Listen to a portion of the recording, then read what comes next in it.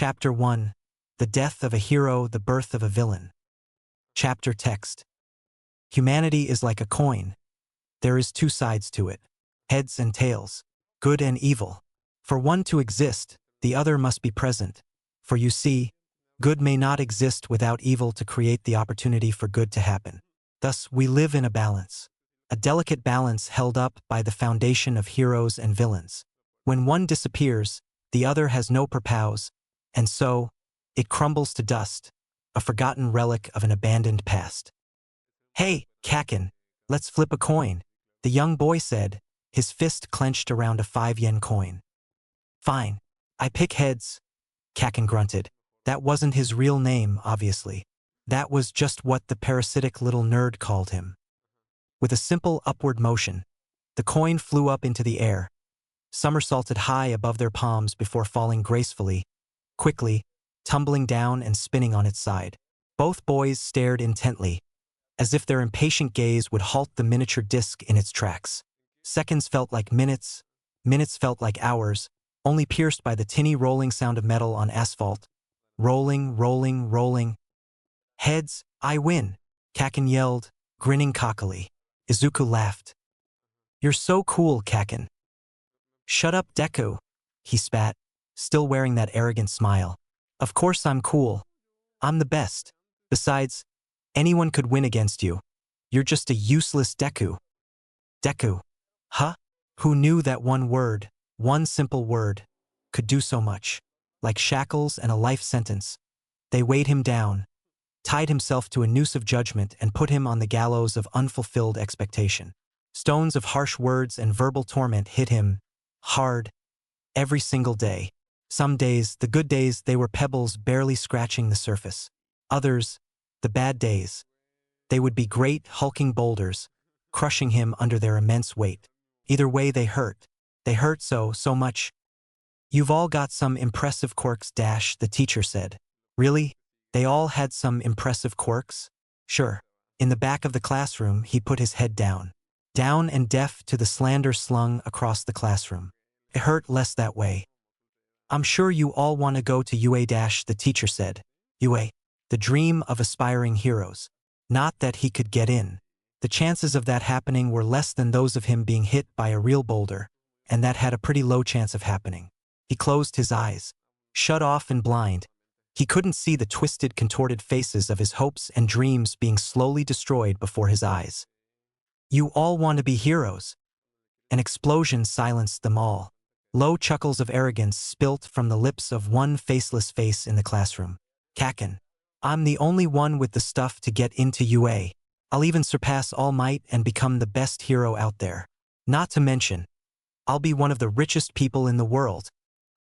"Aren't you aiming for UA2, Midoriya?" There was a moment of stunned silence as the class tried to process what they heard. Then it started. A torrential rain of laughter poured from them, drowning him in a sea of shame. Of course they didn't know or care. Of course they didn't.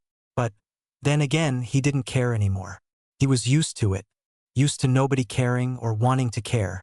Wanting it to be over, he stayed quiet. A firm hand grabbed his collar. "Forget the crappy quirks. You're totally quirkless. And you think that you can rub shoulders with me?"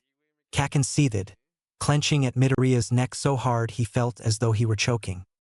"And no, Kaken," he whispered raspily. The hand was released and he flung back into the wall, slumping from the sudden shock. But there's no harm in trying. Stupid Deku, what could you ever do?" He looked away. If only they listened, then they would know.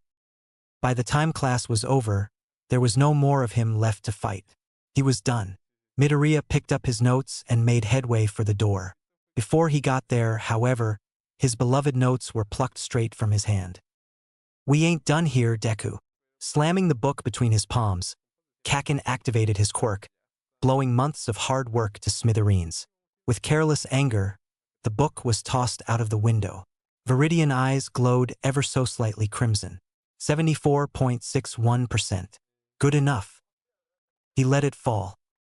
"The best heroes out there showed signs of greatness even as students, just like me. I'll be the first and only hero from this crappy public middle school. the first to win the honor of becoming a student at UA High. The hand clamped onto him again, this time singing his shoulder. In other words, Dante, you dare get into UA High. Got it? No response. He was put down. You know, if you want to be a hero so badly, I might have an idea for you. Go take a swan dive off of the roof and see if you get a quirk in your next life. If only he had listened before. If only. When he left the school, sopping wet notes in hand, Midoriya Izuku was miserable. Numbers, growing smaller and smaller and smaller by the second, surrounded him in his mind. They were his only friends, those numbers. What one might kill to have. Something wet and slimy grabbed him and pulled him back. He had seen it coming, naturally, but why would he bother running away? Even without his eyes, he knew there was no escape, or at least very little chance of one. Besides, at least this way it would be over. He wanted it to be over. Over. Over. Over. 1, 2, 3, 4, 5. The numbers got higher in the corner of his eye. Breathing grew harder and harder. 6. The world got darker and darker. 8, 9. Sounds of people, all those who didn't care, go further into a void of nothing. 10, 11, 12. A light began to approach, but still the numbers grew. 13, 14, 15, 16, 17, higher and higher. The light was extinguished, and blue irises pulled him back into a void. The numbers were still there, up and down, rising and falling with the spin of the earth itself. It was incredible. Then he woke up. Ah, good, you're okay, a deep voice said. Looking up, he could see who it was. Anyone who was anyone could see who it was, what with such a distinctive appearance. All Might, of course it was. A wry smile made it onto his face.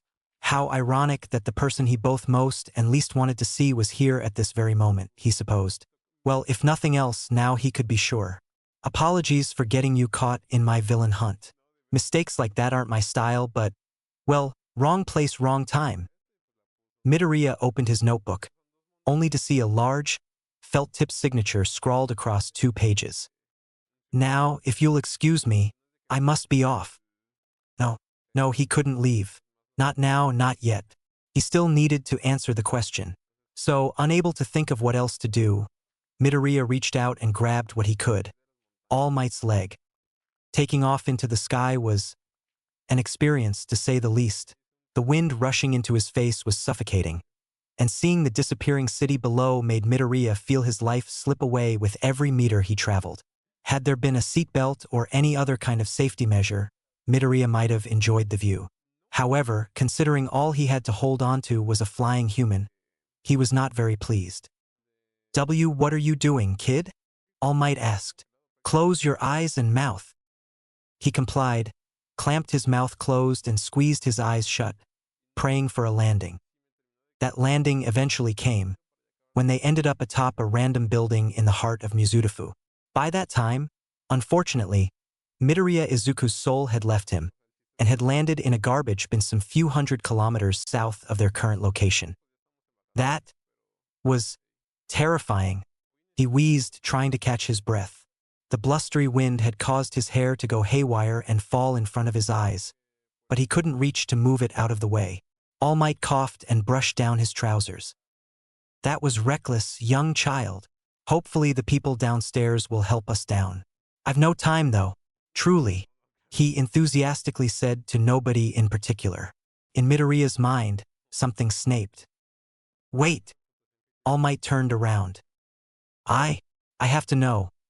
If, even without a quirk, or any real power of my own, can I still be a hero like you? There was a silence, a tension between the two. But as the wind blew, and All Might juggled the frail balance between gentle and brutal, his time was up. He hacked up blood, stooping in pain as steam started to pour from his body.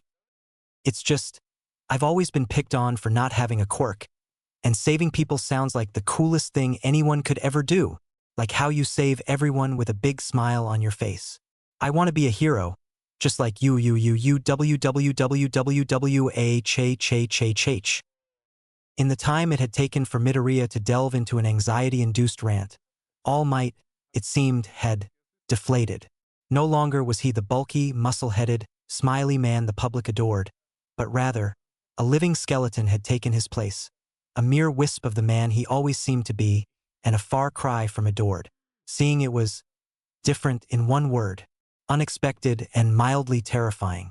Not only for the fact that he looked like the antagonist of a poorly written children's book, but also due to the fact that he, the pillar of justice, bringer of hope, looked so weak. He could have screamed. Honestly, he could have. Seeing something so jarring was terrifying and he didn't like it. Sorry to disappoint, kid, but I am All Might. How? He asked, not angry or disappointed, or even sounding very surprised. Just curious. Very, very curious. 5 years ago, an enemy did this to me. He pulled up his shirt to display a grotesque scar that started at an epicenter on the side of his chest, then branched out across his torso in broken red lines of agony. My respiratory system was pretty much destroyed, and I had to have my stomach removed. After surgery, I started to waste away. Now, I can't do hero work for more than a few hours, 3 at the most. Do you mean when you fought Toxic Chainsaw? Midoriya asked. All Might almost laughed at that. That lowlife? No, it was in a fight that was never made public. Or rather, I asked for it to not be made public. A symbol of peace who saves people with a smile must never be daunted by evil. After all, I smile to stave off the overwhelming pressure and to mask the fear inside. A pro has to be prepared to risk his or her life at any moment. Without power, you could never hope to be a hero. But he didn't. After all, he knew that he was unlucky already.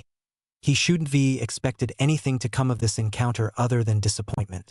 As All Might walked off, he said one last thing. It's okay to dream, kid, but be realistic. With that, the door slammed shut, and Midoriya felt his hopes and dreams be crushed forever. That night, he went home very quietly. He didn't stop over at the station to pick up a newspaper, nor did he go after any villain fights. Instead, he arrived home at 5:20, went straight to his room and sat on his bed, crying. He should have known better, he should have. How could someone like him be a hero, after all? How could someone so weak, so small, become a hero? Who was he kidding? This wasn't some shitty shounen manga where the weak protagonist suddenly gets all strong via the powers of Deus Ex Machina or whatever. This was real life. He could never be a hero. In his palm, he clenched a 5-yen coin. Words blurred in his head. Useless. Deku. Never. Realistic. No. Hell. Hero. No. Hero. No. Hero. No. Hero. He tossed the coin into the air, watching it turn in what seemed almost like slow motion. They said that he could never be a hero. But they never said he couldn't be a villain. And, just like that, the coin landed, flat in his palm. He gripped it in his fist. He knew what he had to do. That night, when the city was asleep and bathed in the light of the moon, a boy escaped his home with nothing but a bag and the clothes on his back. With him, he took 13 notebooks, a fistful of his mother's money, a pocket knife, and a length of rope. In his place, he left a note for his poor mother, a letter for his long-gone friend, and a poster of the number 1 hero, their symbol of peace, with a long, even slash through his face. That night, Midoriya Izuka died, and, in his place, a villain was born. Chapter 2. The Seeds of an Alliance, Born from Luck. April. The month that any ordinary 15-year-old would be heading off to high school, a smile on their face and a satchel on their back. However, that was only what an ordinary 15-year-old would be doing. Midoriya Izuku, however, was by no means normal.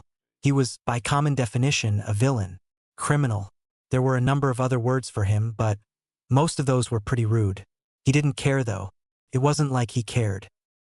For the past 10 months since he died, Midoriya Izuku had been struggling. A lot of the time, he'd taken refuge in abandoned buildings for a few weeks, then bounced when someone found him. Money was a bit of an issue, but nicking wallets and valuables proved useful.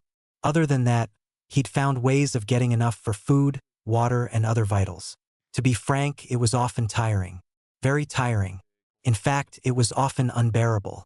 There were nights that he would stay up until well past night, right on into the morning, just because he couldn't fall asleep on the tough concrete, either for fear of being attacked or the fear of being saved and brought right back home.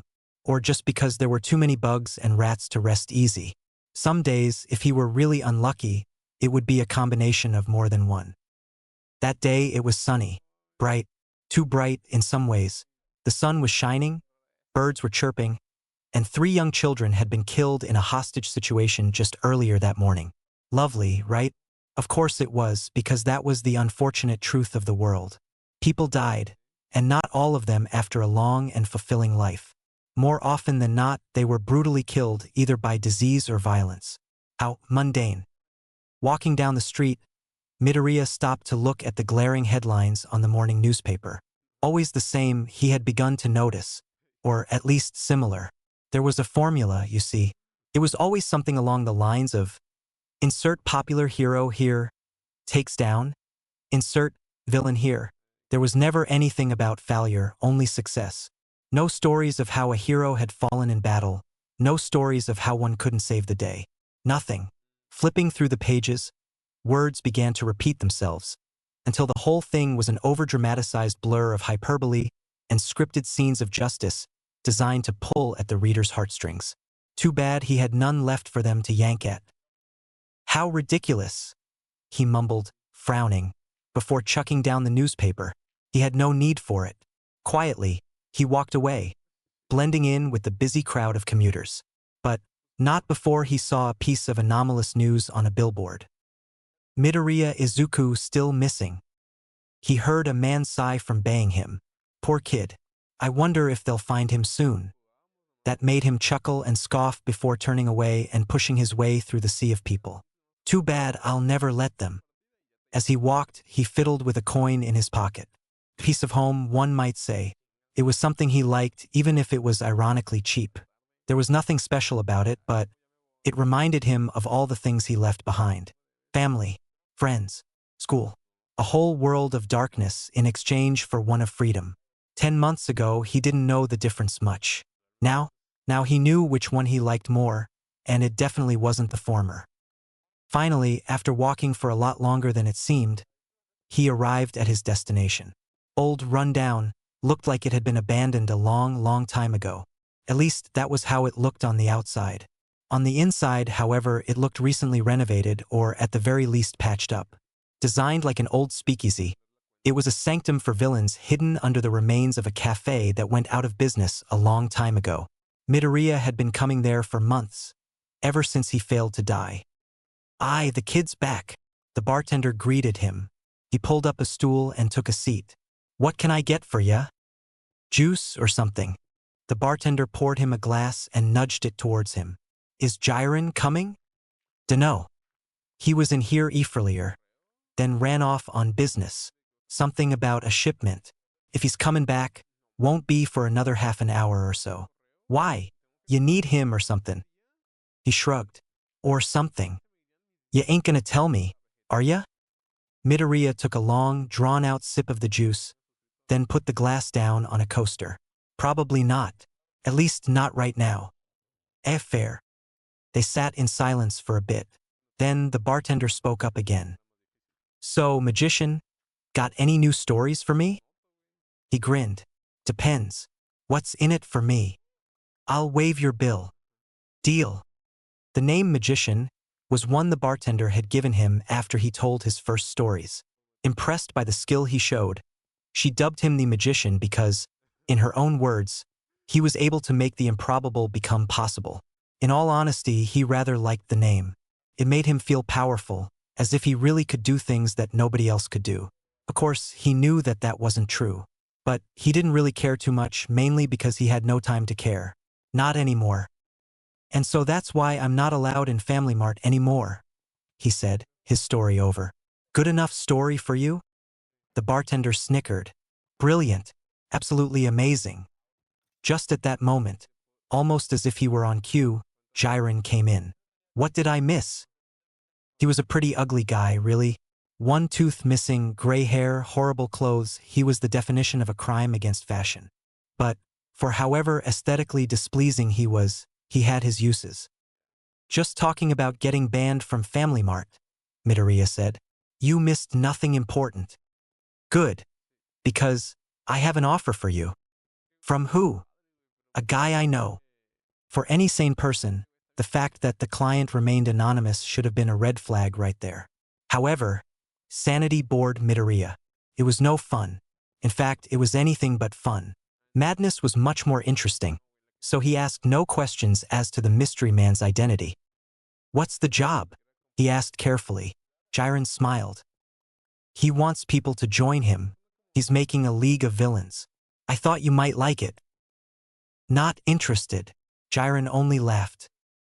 "He hates All Might too, you know?" This caught Midoriya's interest. "If you joined up with him, you could achieve your goals. You could kill the symbol of peace and expose society for what it truly is." Jiren stood up and sighed. "But, of course, I understand if you want to continue living in dirty alleys and abandoned shops." "I'll do it." "Then let's go." They walked for about an hour, then stopped. "Jiren, if this is an excuse to get drunk, it's not worth it." Midoriya deadpanned. They were in front of a bar. Yes, a bar. Well, okay, it was definitely abandoned, but alcohol probably lived a lot longer than people. Plus, Jiren drank more alcohol than anyone he knew. "Don't think so lowly of me, kid. This is the place." "He's waiting inside." The door opened and they stepped inside. It was a dark and dingy place inside, clearly not cleaned very regularly. He could hear muffled voices from down the corridor, likely the bosses of the operation. Looking around, there weren't many signs of life other than perhaps a person or two. Doors were opened, but nothing was inside the rooms. The occasional pest crossed their path before scurrying off. Overall, it sucked already. The first thing Midoriya noticed when they reached the bar and saw the leaders was that they were both very creepy looking. One had a number of hands all over his body, while the other was coated in a black mist. "Weird." "Jiren, who the hell is this?" Handjob snarled. Oh, so he was feral too. "The magician, Midoriya Izuku." That missing kid? Why would I want a brat?" "I'm not a brat," Midoriya hissed. "Besides, at least I don't look like you, Handjob." There was a dead silence in the room as the adults processed what on earth Midoriya had just said. Then it exploded. "I am not called Handjob," the handyman screeched. Jiren burst into peals of laughter in the background. Mistman just sighed. "Calm down, Shigaraki Tamura. There is no reason for you to be like this," he said, clearly exasperated. "He called me Handjob Kurojairi," Handyman shrieked.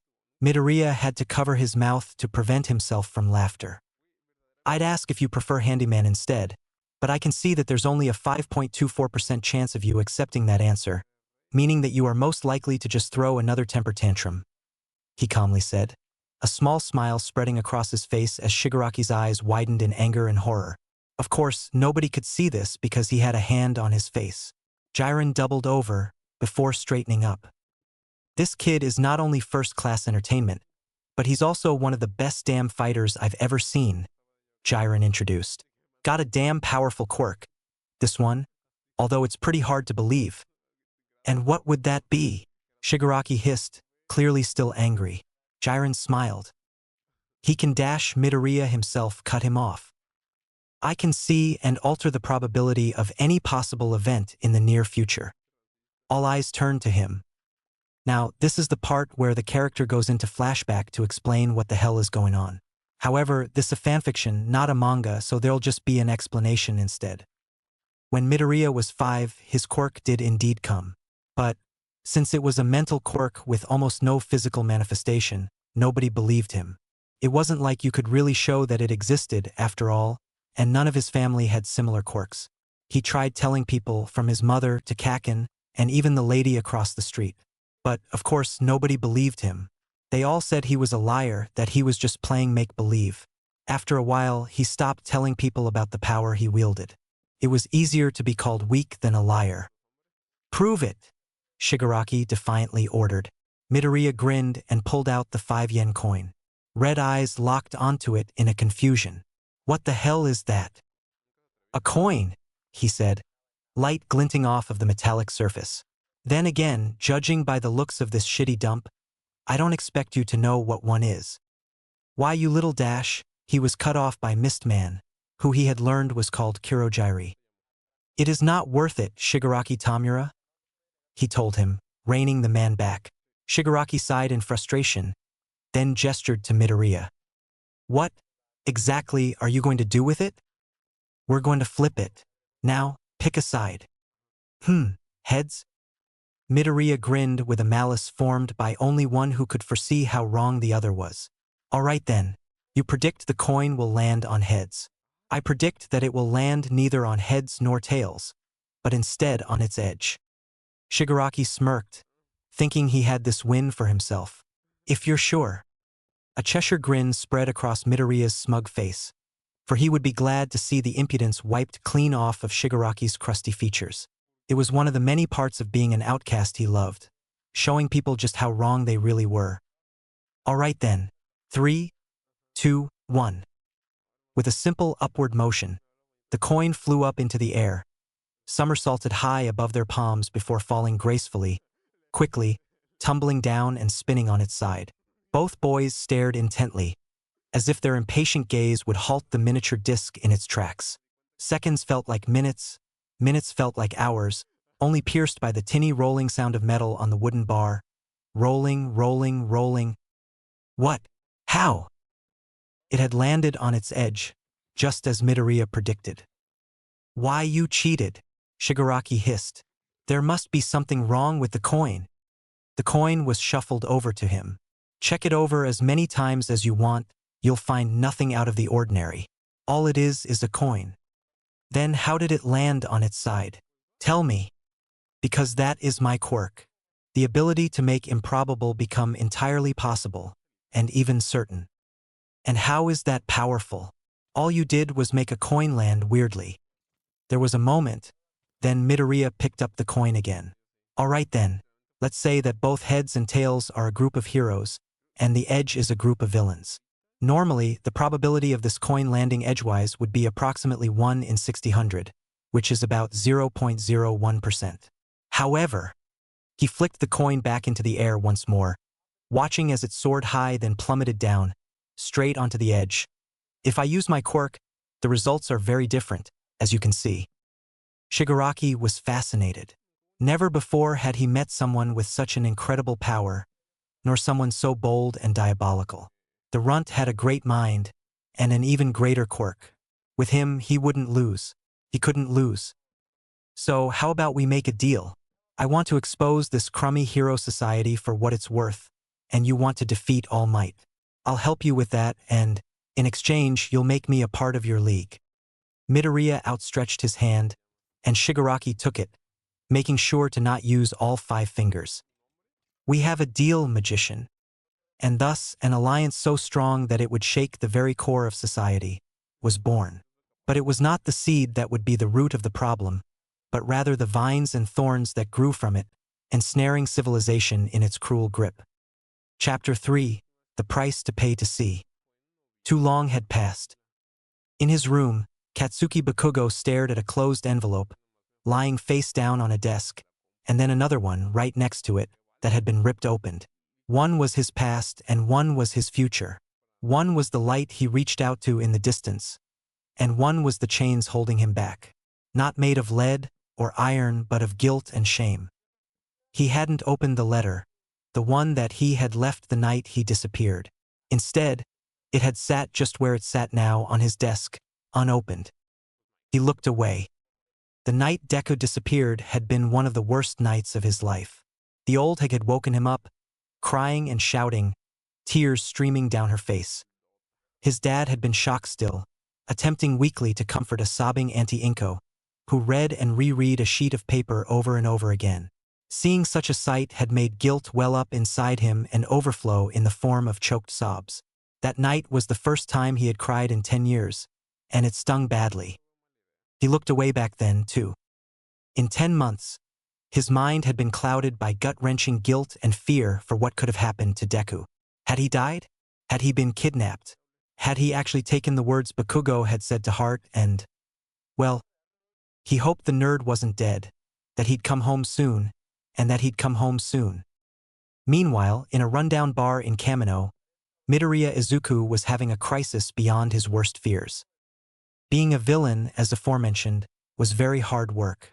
especially as a runaway who had eaten barely more than packaging peanuts and moldy sandwiches for 10 months. There was days of bored waiting, hours of running from the police, and of course one had to look the part. "Nope, you cannot make me wear that. I refuse," Midoriya deadpanned, his eyes clamped shut for fear of seeing the monstrosity before him.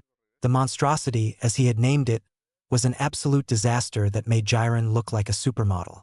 It was, in fact, a suit, but not quite the typical one, for you see, when Shigaraki had been told find him a suit, or at least something that a magician would wear, he had taken that to mean buy the first suit you see and return immediately to finish playing Danganronpa.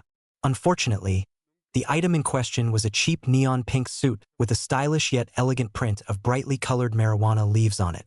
Needless to say, it looked as though it were begging to be killed. Fortunately, the shop had a 14-day return policy, and so it could easily be taken away. "You said to get a suit, and I did. What's your problem?" Shigaraki hissed. Midoriya snorted with laughter.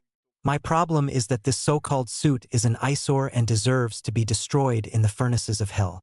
It's disgusting." Kurogiri curtly nodded. "While I wouldn't be so extreme, it is a rather… well, face it, dude, your taste in clothes fucking sucks," Izuka stated, not bothering to sugarcoat his words. Kurogiri sighed. In all his days he had never thought he'd end up as a babysitter to a runaway teenager and a 20-year-old maniac. But here he was. "Return the suit, Tamura Shigaraki, and I will find something more suitable for magician to wear." Shigaraki huffed. "Fine." He began to head to the door, then halted and turned back. "Can you warp me there at least?" Once Shigaraki was gone, it was just Kurogiri and Midoriya left. In plain silence. "I suppose I should fill you in on our first task in preparation for what Tamura Shigaraki wishes to do," Kurogiri stated, wiping down a glass. "Drink." Midoriya shrugged. "Why not? I'll take a virgin mojito if you've got it." Kurogiri nodded, mixed the drink steadily and pushed it over to him. Midoriya thanked him.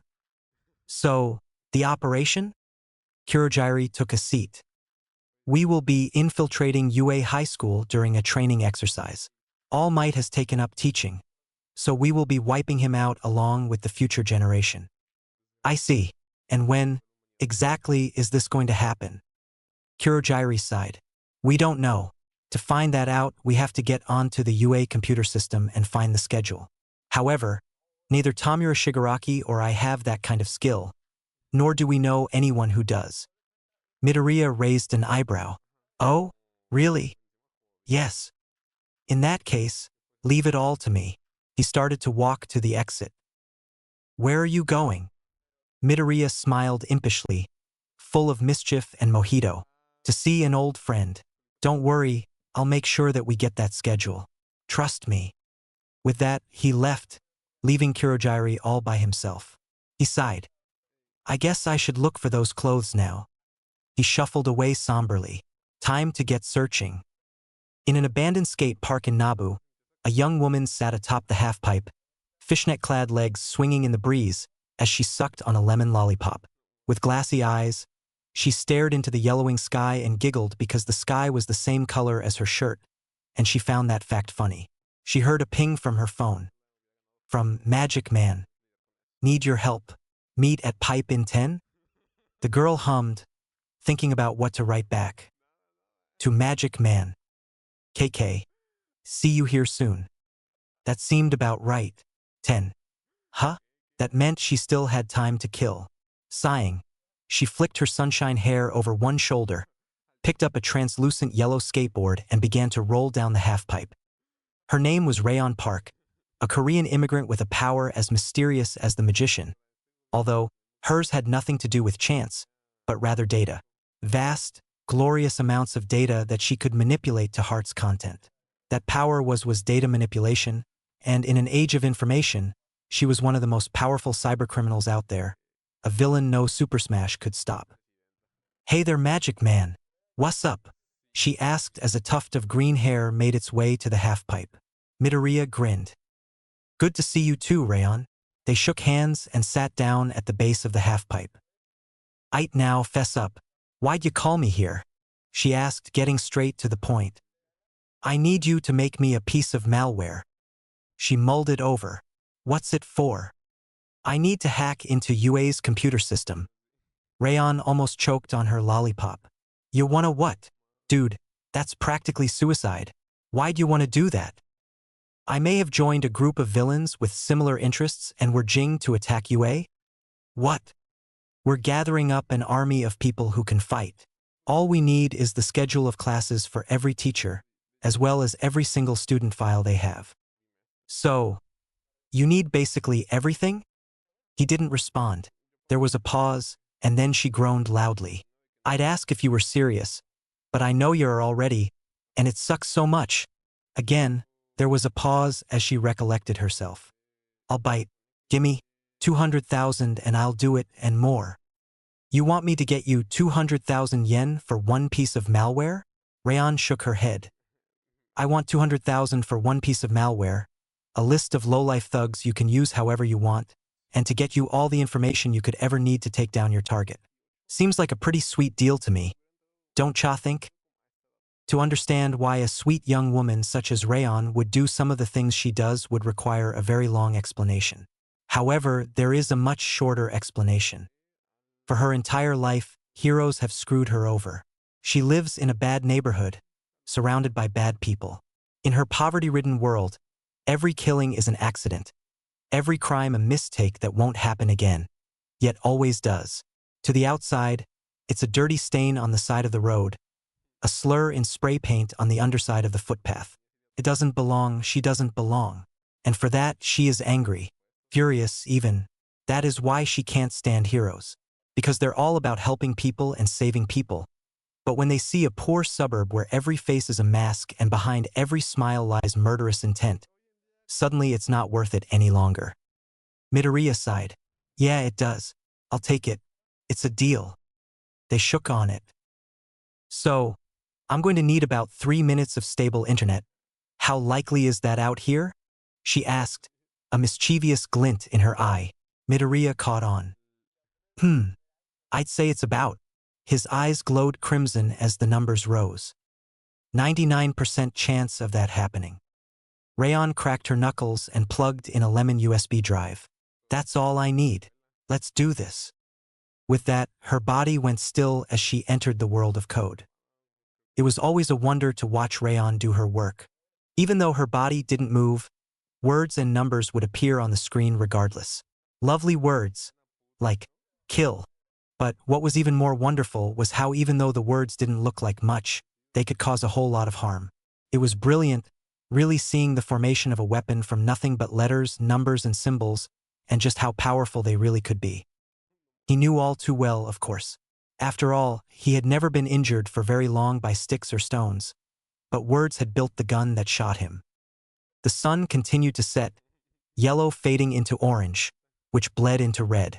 It was beautiful, but not in the poetic way that may be written by an overly descriptive author in their book, but in the way that a death scene of a beloved character in a movie is beautiful, but also deeply devastating. Rayon emerged once more after some time from her near-comatose state, and handed him the USB. Here, all you need to do is get this plugged into a UA computer, and it'll give you access to absolutely everything. Cameras, student profiles, schedules, and more. He pocketed the item. And the list of people and information? I'll get it to you by the end of tomorrow. Fine. I'll wire you the 200,000 by then. They left the half-pipe in silence, each going back to their respective homes. Or, at least, if not homes, then places of residence. The next day, 2 boys woke up, brushed their teeth, ate breakfast, changed into their uniforms and made way towards UA. It had been a stroke of disturbed luck that reporters swarmed the entrance, desperately clamoring for a comment, even just a word. They got none. In the midst of the haze, one boy smirked, as the other scowled. A fallen fruit lay on the ground, temptation incarnate. Hours passed, alarms sounded. A gate crumbled in the distance. A barrier was broken. For the first time in so long, amongst the clamor and clangor of calamity, red eyes stared out of the window, searching frantically. Red met green, heads met tails. Good and evil briefly flickered, only for a moment as a face faded into the background. It was a familiar face, fleeting, barely alive but not quite dead. Green eyes, green hair, and an expression of apathy and forlorn pity stared at him. Then, it disappeared, almost as if it had never been there in the first place. But, at that moment, an unsuspecting man plugged an inconspicuous flash drive into his computer and secured the fall of the His Eden. And not a moment later, as the confused boy took a seat at his desk, he was graced by a 5-yen coin, scraped by ridges of the playground it had landed on 10 years before. Only he who held that coin in one shaking fist knew the truth. But just as it had been said so long ago, to gain the power of knowledge, one must pay the price. And what a price it would be. Chapter 4. A storm brews, the sky darkens. Days had passed, and the face hadn't appeared again. Bakugo Katsuki was, well, confused. He thought he knew what he'd seen, and he thought he knew what that damned coin meant, but, well, the more the thought about it, the less sense it made. It was like an entirely white puzzle with no corners or edges, just an ever-expanding center with no rhyme or reason to it. Unsolvable. He couldn't even tell anyone, because who would believe such a ridiculous accusation? If he were to say he saw a missing and presumably dead kid outside his school, they'd call him a liar. A fake, say he was pretending for attention, that all he wanted was some 15 minutes of fame. So, he stopped thinking at all and poured his energy into his explosions, destroying anything in his path. He always had been a rather wrathful man, after all. In a bar in Kamino, the magician sat at a table, flicking through files on a laptop. He chuckled. He should have known that Rayon would follow up on her promise and more. But this was incredible. Class schedules, lists of students and their quirks, their strengths and weaknesses, in-depth reports and maps of the facilities and all their security, and more. She had even gone through each and every one to edit them to show when and where to attack All Might. But what interested him more was a certain class of students. Hero students, to be precise. Class 1A. 20 of the best and brightest students in all of Japan, all training to become future heroes. Incredible new talent, 99% of them, the cream of the crop, the piece de la resistance. All blinded by the lies of the papers and the propaganda of a corrupted hero society obsessed with an outer appearance of peace. The youngest son of Endeavor, the brother of Ingenium, a girl who could make anything, and, most importantly, Kaken, Bakugo Katsuki in the flesh. Ashy hair, crimson eyes, scowling, jutted lips. It was him. Him. Words echoed in the back of his head. "You'll never be a hero," he had said. "Worthless, useless, nothing but a nuisance, too." It brought tears to his eyes to think how ignorant that fool was to call him such things, although he did not shed them. After all, wasting his tears on a piece of scum such as that would be a crime within itself, so he did not. He may be a villain, but even he had standards for who he would lend emotion to. He read on.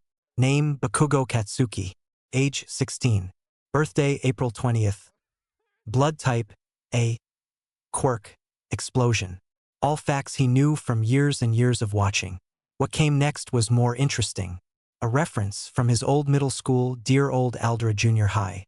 A shit school with shittier records, and more scandals that could ever be accounted for. Bakugo is a model student with outstanding grades and an impressive quirk. While he could stand to improve his attitude and try not to be so prideful, he is truly an impressive student who would be a great addition to UA High. His fingers hit the keys just a little bit harder from then on. "So, what is our next course of action?" Shigaraki asked, sitting a few tables away, playing some generic horror game. "When do we get to attack?" "We'll attack when he's far from the main school. In a secluded area. We'll have to get him while he's with a group of students, since that's the best way to attack, and he'll be most vulnerable. My best bet is dash." He turned the screen to face Shigaraki, who had since moved closer to him to get a better view of the screen. "This afternoon, when he's at the USJ." "And what?" Shigaraki hissed. "Pray tell, is this USJ?" Midoriya groaned. How on earth had Shigaraki come this far? The USJ, or Unforeseen Simulation Joint, is a separate facility about half an hour drive from the main campus. It was designed to help students learn how to deal with search and rescue, as well as extreme conditions. He sighed and stood up. However, because of this, it's also extremely secure. Nobody goes in or out easily. Plus, the whole security system is electronically run. We can easily disable it and lock all communications to the main building. There, destroying or at the very least disabling the symbol of peace would be child's play. Shigaraki thought it over. So far, everything that the magician had said had happened. He wanted an ally, he got one. He wanted an army. He had over 100 men ready to fight for him. He wanted a place to bury the legacy of All Might. He found one. There was no reason not to trust the man. And, to be frank, Shigaraki was impressed. From the minute the brat had arrived, he'd proved himself and beyond. There was no question anymore of whether he was made of the right stuff. The only question now was whether or not they would pull this off. I must warn you, however, that there is still no more than a 78% chance of this working in full. The death of the symbol of peace will almost certainly not come in this one attack. At least not entirely. Stop talking in circles, it's irritating. The magician gave him a Cheshire grin, flashing shining white teeth. It's simple. We'll break his spirit, then his mind, and, when his body is weakened by his mental deterioration, we'll take it all away from him and leave him with a fate worse than death. The blood of those students on his hands and a shattered reputation. He'll be ruined. Not even the best of all reporters could save him. Shigaraki's face contorted with malicious glee. How interesting. To not brack him from the outside in, but the inside out. Crushing a husk would be certainly easier than crushing a monster. And oh, how joyous it would be to see the broken expression of a man so well loved by the public be stabbed in the back as all his former friends turn on him. Sure, it would be a while to wait, but, to be honest, it would be worth it. Let's do it. The morning it all started was relatively normal. Early, the magician woke up, got dressed, tried to brush his wild hair and failed. Went to the bar to make breakfast with whatever few ingredients Shiggy had bought however long ago. Today it was rice, natto, and leftover mackerel. While he wasn't fond of natto, it was much too stringy and bean-flavored for him. It was all they had in the kitchen, so he had no choice. Yuck. Kurogiri came not much later, started clearing up and setting out all that was needed. Not much longer was left before everything would begin. He set out knives, clubs, broken bottles, whips, you name it, he had it. Quite a lot of the stuff, Midoriya had an idea where Kurogiri had acquired them. Others, he had no clue, and quite frankly, he did not want to know, just in case they were not originally intended for fighting with, and rather used for certain other things. People began to trickle in soon after. The army of thugs. Most of them were petty criminals with charges of larceny, theft, armed assault, excessive brute force, and more. There were a few just released after murder, arson, manslaughter, but not many. Most of them had nothing in common, not even their hair color. However, there was one thing that every last one of them had in common. They were all willing to give everything for the downfall of hero society. Their minds, their bodies, their freedom, their lives. Everything. And in return, all they wanted was to bring down the curtain on a society run by gold-plated politicians with minds ruled by money. Nothing else. How sad was it that over 100 men and women, some even younger than him, were willing to sacrifice everything for something so simple? What had gone wrong? Questions no longer worth dwelling on, he decided. No looking back, only forward. Magician, come with me, Kurogiri said. Why?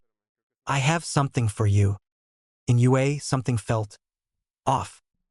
There was no real way to describe it, but something just felt really off, displaced even. The same feeling one has when they have forgotten something somewhere, but does not know what or where. This feeling surrounded the entire school, wrapped it up like a large blanket. It also wrapped up a bus, heading away from the main school to a small facility not too far away. On it sat 20 chattering children and a hobo teacher. Do you guys remember that news story last year about the kid who ran away from home? Kirishima asked. Bakugo stiffened. Yeah, but I thought he was kidnapped, wasn't he?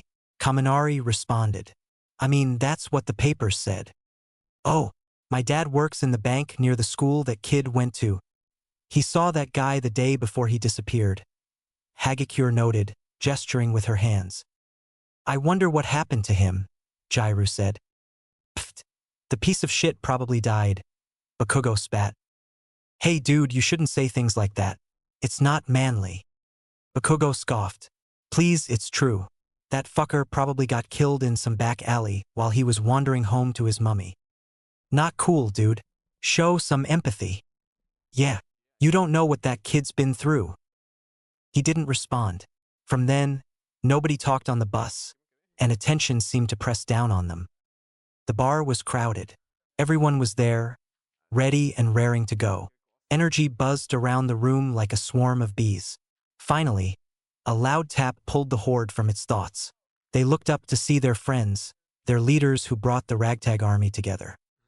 Today, we will strike the heroes with unprecedented force and show them what we are made of by destroying the soul of their society. Cheers erupted. But to do so, you will need to follow the plan. You all know which area you will be stationed at. We will send you students who will be weakened in that area, and you will defeat but not kill them. Then, when we have shown them how outnumbered they are, we will crush the symbol of peace and expose the lies of UA. The roars of pride and excitement were deafening, a sea of cacophonous glee. It was magnificent. So many grinning, maddened faces, drunk on the power to change the course of history and the power to change the world. And at the center of it all, at the epicenter of the beginning of a rebellion, was not some random stranger with no mind nor body nor reason, but a young boy with more drive than a Formula One race car, and a mind so enigmatic and complex no man could solve it. Well then, magician, shall we go? Shigaraki asked, a hint of cynicism in his voice. We shall. As 13 rambled on, excitedly talking about how much fun they were going to have, and how incredible quirks are, a darkness spread over the facilities. So, any questions? They asked. Bakugo put his hand up. Bakugo, ask away. The fuck is that? He asked, point ion to a swirling, dark cloud in the middle of the arena. The heroes and their trainees were frozen stiff, paralyzed with fear. People, many of whom none of them recognized, started to enter the space, shambling out with twisted expressions of malice and more weapons than could be counted. However, there was only one of them that he cared about among the sea of angry men and women. A boy with slickly styled viridian hair, sitting on the shoulder of some kind of birdman brain creature, wearing an olden-day suit with a tailcoat, heeled boots and long gloves, with a black and gold cane in his hands. The boy grinned, his crimson-green eyes wide with petty joy. Hey, Kaken. Kaken's lips curled into a snarl. Fucking Deku. Chapter 5. To shatter a wistful hope of death. The world around them was cold, gray. It was as if the entire USJ was on pause, and only they were playable. A hero in training with the temper of a rabid gorilla, and a manipulative liar who could change fate itself. Old friends, now enemies, standing on opposite sides of the battlefield. It was an ironic position. Two boys broken apart by a bitter rivalry spun from disbelief and falsified strength raised upon the shoulders of those who supported one. The fuck are you doing here, shitstain? Bakugo snarled. The magician slid down from his perch and began to pace. Browsing. You know, just admiring the scenery, taking in the view. He shot a sharp smile at Bakugo, who was standing in shock. How dare such a lowly piece of vermin show such cheek? Who did he think he was, some big shot? Shut the hell up with all these damn excuses. What are you actually doing here? The smile vanished, replaced by an expression of frustration and disdain. You of all people should know, Katsuki. He spat, his voice dripping with venom. Katsuki. It had been years since the nerd had called him that. Almost 13 years, to be precise. So, he was that pissed off. Huh? After all, you were the one who said I could never be a hero. He stopped and stared dead ahead. Remember that? He did. He remembered those times all too well. All of those times that knives of words just slid off his tongue and stabbed Deku through the heart without anybody noticing. He didn't respond. Why would he? He had no right to, but more than that, he felt no need to. They both knew the answer already. There was no need to say an unspoken word between them. Although, I guess you were right. I never did become a hero after all, did I? Midoriya's smile returned, wider and more menacing than ever. But, you know, I think that this suits me so much better. Finally, a student plucked up the courage to say something. Bakugo, he mumbled. Who is this guy? Do you know him? The madman fixated on him. boring holes through his spirit with two viridian eyes, visibly tinted a blood-red hue. "Ah, I know you. You're the one with the hardening quirk. What was it again? Kirishima, right?" Kirishima gulped. "You see, there are certain things that can set a person on edge. Smiling too much, forced eye contact, aggressive body language, passive-aggressive voice, and even more. The guy in front of them all the way down the staircase had all of these. He stared so directly at him even though he was so far away and, to be honest, terrified the living hell out of him. Everything about this weirdo screamed big red flag, from the way he walked to the way he talked and how much information he had about all of them. Where on earth had he gotten this knowledge from? That person sighed dramatically. "I guess I should expect that you don't know me. After all, it's not like Kakin would ever bother." A cracked, chapped hand grabbed the man's shoulder. "Stop stalling, magician. Where is All Might? He's running a bit late. He had a few errands to run this morning and will be here shortly." Krusty the human crab scowled. "Don't worry," the magician reassured. "He'll be here soon. You'll have your chance. I'll make sure of it." He straightened up. "Oh, and don't worry about your lives, students of Class 1A. I'm not going to kill you." He swiped a thumb across his throat. "Well, not unless you get in my way." Eraserhead leapt forwards, cursing and casting out his capture tape. The villains in the middle leapt just out of its range and yanked it forward, sending the hero flying into the asphalt. The sick crunch of bones breaking reverberated through the hall. As he got up, all the students could see of their teacher's face was a grotesque mess of blood and flesh, eyes scarcely protected by the pair of goggles. "Get to safety, kids. Kaminari, try to contact the main school." "I can't," Kaminari frantically responded. "I think someone is jamming the signal." Someone was. Watching from inside the security cameras far above, Rayon giggled at the naivety of all the students. Surely they should have expected their opponents to come prepared? After all, who would go into a gunfight with only a slingshot, other than someone who could manipulate fate, of course? But the League had not gone into this gunfight with just a slingshot. They'd gone into this gunfight with the entire goddamn arsenal, 2 fleets off of the Navy, and tactical support to boot. In all honesty, the fight was over before it had even begun. The magician made a sound of annoyance. "Mutations, transformations, take him out," he snarled. "Emitters advance." They obliged. Numbers scrolled through Midoriya's eyes, up and down and down and up. Hundreds, no thousands, of numbers, all different and yet the same. He could see every outcome, every solution within his crimson-tinted eyes. There were so many variables to line up for a win, even for a shot at winning. It was, well, it was terrifying. But, somehow, at the same time, even though the precariously balanced fate of society was in his hands, he felt freer than ever. Liberated by his misdeeds, he felt safe in what he was doing. Somehow, in some inexplicable, unexplainable way that he was unable to put into words, it felt so much safer to destroy everything than to try and fix it. The carnage was a refuge to him, and while it was bloody, and chaotic, and unpredictable, he was more confident, more in his element than he'd ever been before. He was in control of everything around him, like a puppet master towering over his dolls. With just a blink, he could let someone fall, make them trip and stumble to their death, force them to surrender, and there would be nothing they could do about it.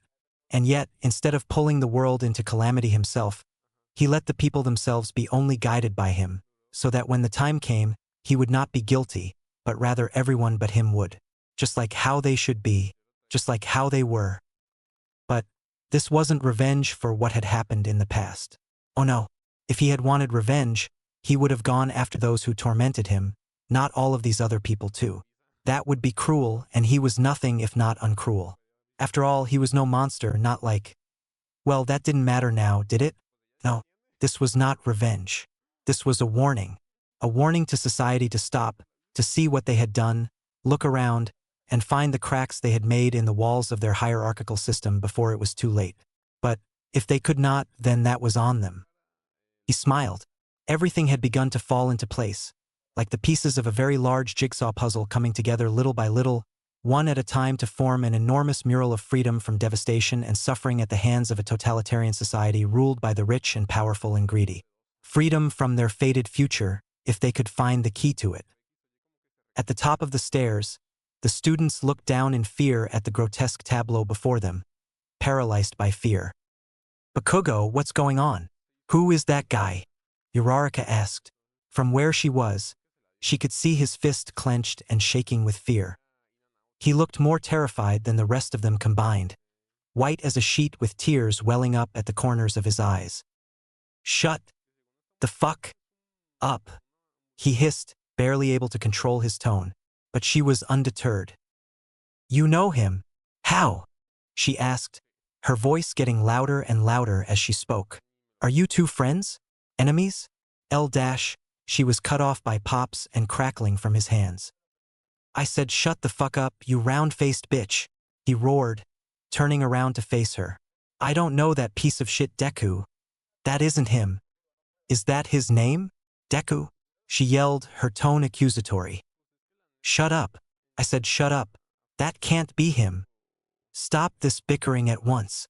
We have more pressing matters to attend to." Ida tried to yell, but he was dwarfed by the monstrous arguments of his two classmates. "Everyone, we have to stay calm," 13 ordered. "We can all finish this discussion later, but right now, we have to make sure we aagggchhh." Unbeknownst to them, as they had all been watching the argument between Bakugo and Uraraka unfurl, Kurogiri had snuck up behind them and started his quirk up, sucking 13's hollow body inside.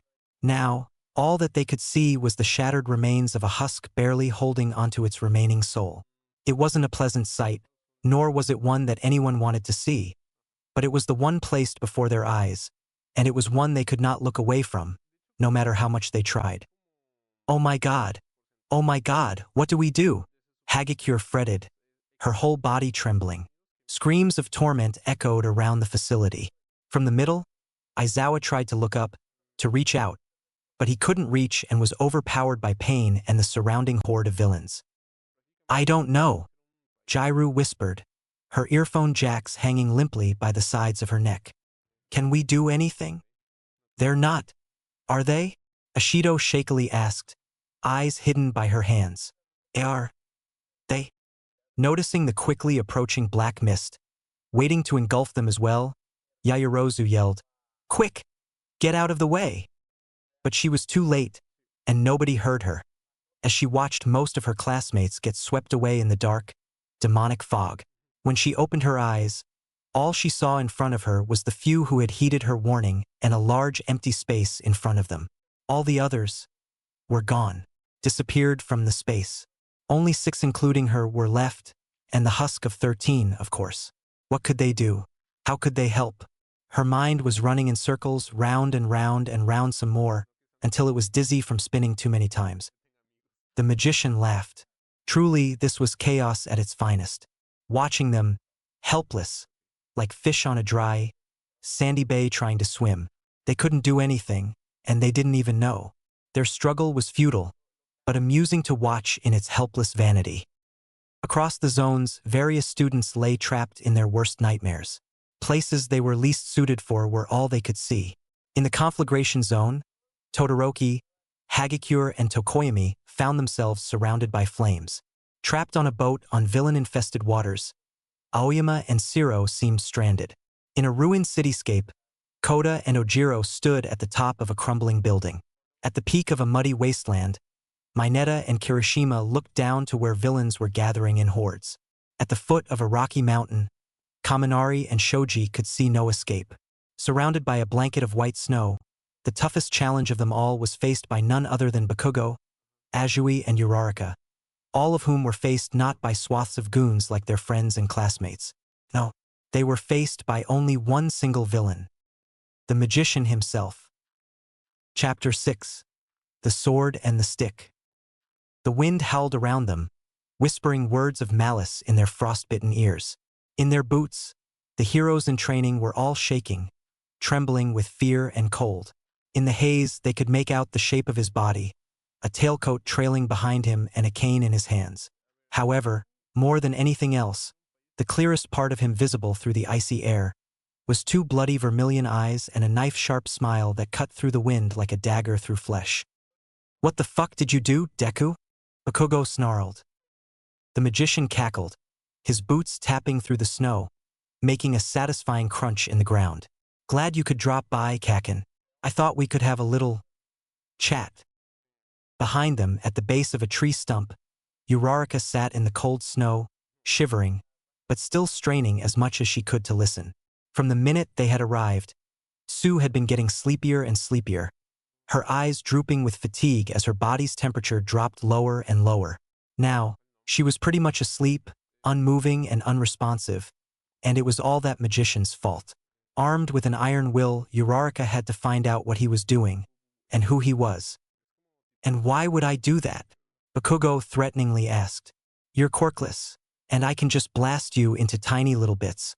I have the power here, not you, shitty Deku. Deku tooted, eerily calm. Look around, Kakin. We're in the middle of an icy wasteland with nothing around but dirt, ice and snow. The temperatures in this dome have a high of -2 and a low of -30. You have no sweat in your body, so you can't make explosions. He was right.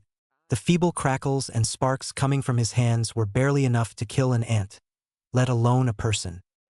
So what? You're still quirkless and you're weak. I could take you down anyways. Now the magician was laughing in mockery, honestly upset by the lack of observation that his old friend had. His judgment wasn't just clouded by his arrogance but entirely blocked off by it instead. Oh, really? Am I so powerless? There was no response. Tell me, do you know what this dash, he tapped his cane on the ground, is? There was still no response as Bakugo tried to comprehend what was happening. It's got many names, varied by where it comes from. The Dolan, the Shikamazu, the Gupti, and other such variations. What's your fucking point? Without so much as another syllable from either's lips, the magician pulled the top from the rest of his cane, revealing a blade sharp enough to cut through glass like it were butter, and long enough that it reached from its wielder's foot to his hip. This blade was lifted, then held at Bakugo's, now visibly shaken face. My point is that you could take a lesson from this sword. Don't judge a book by his cover, Kakin. You're not the one in control. Bakugo, or as the villain had called him, Kakin, scowled. Fuck you, he scoffed. Tell me why you're here. The magician sighed dramatically. I would think that you of all people would know, Kakin. After all, you're the one responsible for everything that's happening to your little friends right now. With those words, bile rose in Uraraka's throat. Bakugo felt his muscles stiffen with suspense as his eyes narrowed and the corner of his lips curled. Both of them were wondering the same thing. Both wanted to know one thing for sure. They had to know it. By the way, Kakin, I didn't quite realize how nosy your little pink adversary is. The magician noted, his eyes trailing across the landscape to where the heroine was perched, stiff in stark fear. How did he know she was here when she should have been hidden? When she had been looking for a place to hide from him, she'd picked the biggest item she could find. A large peak of rock wider than All Might and taller than the block of flats she lived in. It was insane that he could see her, let alone tell she was eavesdropping. If she doesn't mind, would she like to step out here, into the spotlight? Trembling, barely able to move, she forced herself to stand up and step out into the open plains. Fear was welling up inside her faster now, filling her from bottom to top. Every fiber of her being was screaming, run. Don't go towards him, stay away. But she wasn't going to give up now. She had to find out what was happening, what was going on around her, out of her control. It was the only way. Seeing him more clearly, Uraraka could tell that this Deku guy was quite young, about their age even. He was utterly plain in appearance, with pale skin, green hair slicked over neatly and archaic clothes. However, despite all that normality, there was something unsettling about him to her. Perhaps it was the predatory way he followed her with his eyes, or maybe how he smiled so knowingly and cunningly at her as if he knew something she didn't, a secret of her own that he knew all about. Or maybe it was that he looked so frail. Not frail in the sense that he was weak or incapable, but rather that he was like a glass full of the wine that is emotion, and one wrong touch would break that glass and spill his emotions everywhere in a gush of rage and desolate, inconsolable despair. Bracing herself, she stood up straight and stared straight ahead, right at him. Who are you? He tilted his chin up, looking down upon her. I guess one could say I'm an old friend, Miss Uraraka Ochako. Undaunted, she asked, how do you know my name? Chuckling, he replied, a little birdie told me. She huffed. It was clear that he wouldn't be giving her any more of a clear answer than that. Thinking carefully, she said, how do you know Bakugo? Wouldn't you like to know? He responded vaguely. Perhaps we're friends, enemies, allies, maybe even love dash. Shut the fuck up, you damn nerd, and get out of here. Bakugo seethed. Midoriya chuckled. And why on earth would I do that when I'm having so much fun? Over in the conflagration zone, far away from the icy showdown, Todoroki was starting to get annoyed. From the minute he had landed, it felt as though it had been getting hotter and hotter everywhere he went. The thick, soup-like air was suffocating him, grabbing at his arms and legs. It was like he was walking through quicksand so thick and heavy that he was dragged down and down into the muggy mixture with every step he took. Where is everybody? He asked nobody in particular. After all, there wasn't anyone to ask in the first place. He was the only person there, as far as he knew. A sharp giggle shattered that thought as a vagrant with short, wild hair and skin as black as soot appeared in view, holding a pitchfork. Their features were like that of a demon or an imp. A two-pronged, adder-like tongue, glowing chartreuse eyes, twisted, warped horns atop their head and a forked tail that could have been either real or a very well-made fake. Their clothes were ragged and torn, blackened with dust and charred with fire, barely covering more skin than not. Well, what do we have here, I wonder? Half white, half red hair, a big burn over the eye. They flicked their putrid black tongue out. You must be the son of Endeavor. They giggled again. It'll be such fun to play with you. Meanwhile, across the fiery war zone, Hagakure and Tokoyami were surrounded.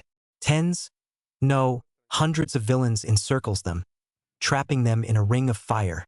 Many held weapons while others were armed with just their quirk. From the looks of it, they all had quirks suited to the flames, while the intrepid heroes did not. Can't you use Dark Shadow? Hagakure asked fearfully, trying to see if there were any others they had yet to spot. In this place, Dark Shadow is weakened by light. It won't be enough.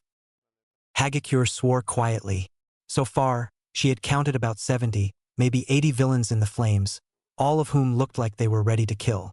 All she could hope is that the others were doing okay wherever they were. Back at the lobby, those who had not been relocated were stuck.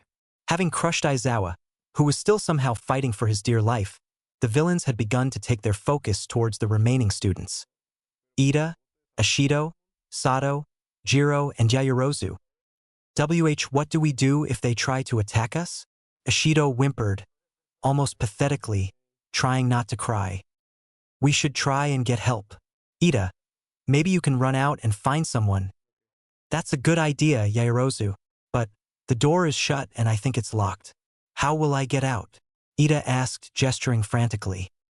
They all fell silent. How could they unlock the door? What kind of lock did it even have? How could they get out? That's it, we're trapped. Zero groaned, slumping on the deck of the ship.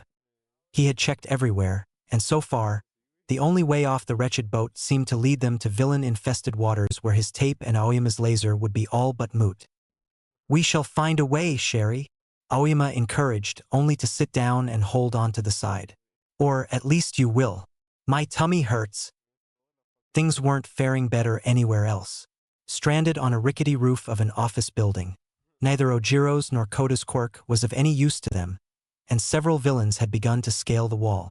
In the mountains, Kaminari's electricity had been grounded and rendered useless as Shoji tried to look out for villains. Still surrounded by mud, Kirishima was ready to attack Mineta, or, better yet, throw the grape at the villains in place of a weapon. All of this was in the blink of an eye, the time spanned in the act of tossing a coin into the air and watching it land. But it is not always the big thing that makes the difference, but instead the minute details added up. The wind howled more strongly. Why did you leave? Bakugo asked. Why did you go? Run off and join the villains in their little freak show? Because I was a freak, the magician snapped. his words harsher than the chilling air around them. He began to step closer and closer to Bakugo, because every waking moment all I was a freak, an oddity, something to be wary of, a useless, quirkless Deku. The odd one out, the freak of nature kid who hit rock bottom in the genetic lottery. All I was ever seen as was quirkless. Weak. But I'm not weak. And I'm not just some useless Deku. They were so close that the blade of the sword stick brushed Bakugo's neck as hot tears spilt down the magician's face. He smiled cruelly, the same twisted expression he'd seen his former friend use so many times. The same one he had used on Deku that day at the creek when he'd offered his helping hand. The same one he had used on Deku at school, on the street, in the park, every single day in every single place. He had known, of course, that Deku had hated it, been paralyzed by fear from it. But who knew that he'd feel exactly the same, staring into the face he had used so many times, yet never once seen himself. I will not be overshadowed any longer by a fucking monster like you. He seethed, rage hissing through his lips, malice poisoning his words. It's my turn to steal the show now, and this time, I'm the one in control. Chapter 7. A puppet show of heroics. Since he had woken up, All Might had sensed that something was off. It could have just been that his feeble attempt at cooking the night before had upset his stomach. But he knew that wasn't it. The dread ran deeper than that. It ran through his veins, pumping around his body like the blood that kept him alive. He could feel it. Something bad was going to happen. He just didn't know what. Would he get hurt? Would someone else get hurt? Would he fail at cooking for the 387th night in a row? 387 nights. An oddly specific number, one might say, but it was that way for a reason, for it had been exactly 387 nights since he had failed for the first time in a long time. Failed what, though? And no, it was not cooking that he had failed. He had failed a boy, a young, bright-eyed boy with a labyrinth of a mind and a heart of pure gold, soft, malleable, and dazzling to behold. But when he had been given the choice to shine that heart with hope or to twist it with despair, what had he chosen to do? He couldn't bear to say it aloud. That next day when he saw the news, he could hardly believe his eyes. Local boy missing, believed to have run away. The story was short, no more than a paragraph or two, written as some sob story about a troubled kid who had been unable to fit in due to his unfortunate lack of a quirk and pathological lying. As the reporter, one Higo Shinbun, said, the reportedly missing child, Izuka Midoriya, lied about having a quirk for several years, claiming to have a quirk that could alter an event's outcome. The second he'd seen the boy's photo in the paper, he'd begun to see it everywhere. On advertisements tacked up on top of buildings, in schools, reflected through the windows that gazed into a monotone lesson, on posters and magazines, staring at him, all of them saying one thing. Look at what you've done, murderer. Murderer was right. He had crushed this young, pure-hearted, courageous, daring boy's heart. And for what? To reflect on his own misdeeds? What kind of a hero does something like that? What kind of a symbol of peace, a pillar of hope, a beacon of everything good in this world, does something like that? He was no hero anymore. His cape had been hung on a hook of shame the second those words had left his lips, and the eyes of that sweet boy had lost their spark. No, he wasn't a hero. He was a monster. You look horrible, All Might, Nizu commented as the skeletal figure dragged himself into the room. Sit down, have some tea.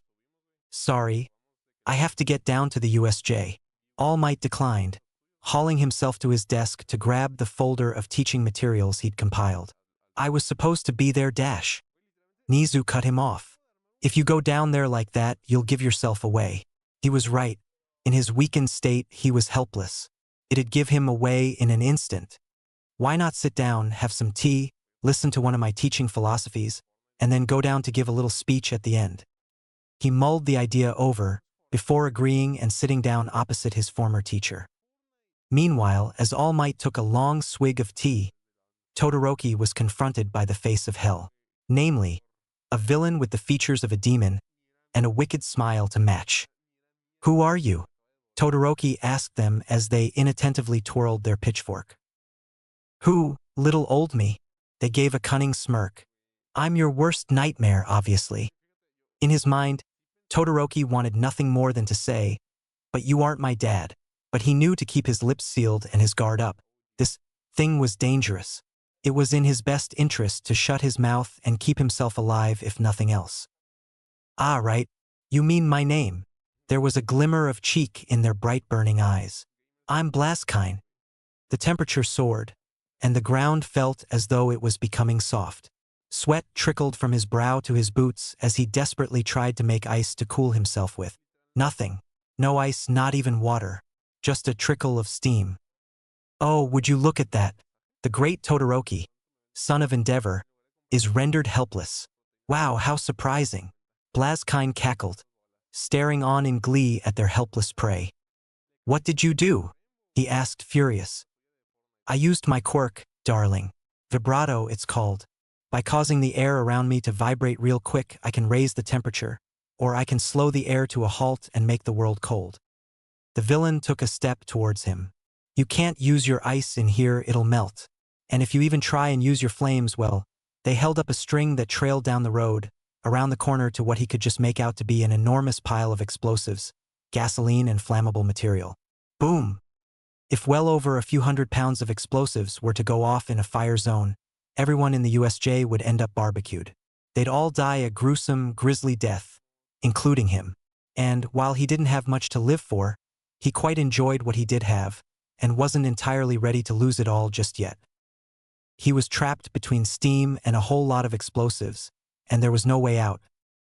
In that same amount of time, the magician had stood back up, resheathed his sword and straightened his jacket, before putting one finger to his ear. Magician Ta Promenade.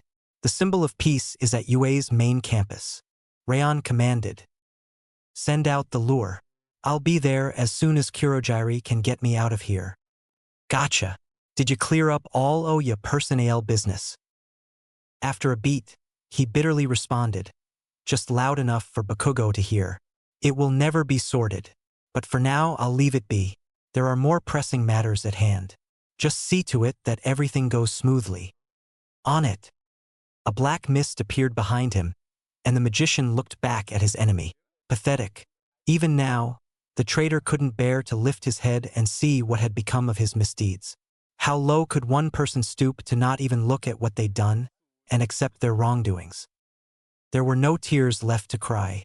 He left, and the three heroes in training were alone in a cold, white world. Alone just like he had been. Alone. Watching from above, Rayon laughed. People were so easy to manipulate. They could be moved to tears by the smallest of actions, and driven into steaming rage by the loudest and boldest of words. Every human was different, sure, but they all had weaknesses. Some cared too much, some too little. Some felt things that weren't there. Some felt nothing when they shouldn't have. Some were put on edge by just a single atom out of place, while others couldn't stand order and structure.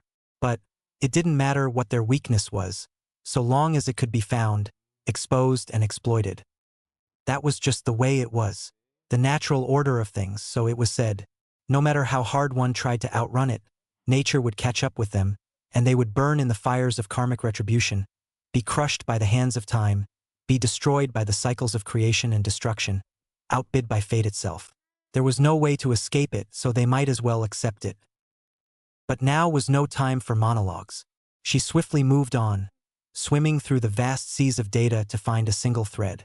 Command after command drifted by her, surrounding her in a web of ifs and whens and whiles until she finally found what she was looking for. A way to get her message through. Magic man, I found what I was looking for. You want me to do it now? She asked cheerily. Give me a status report on the other areas. Have we subdued anyone else? She sifted through the data to find the video feeds, then pulled the screens up in front of her.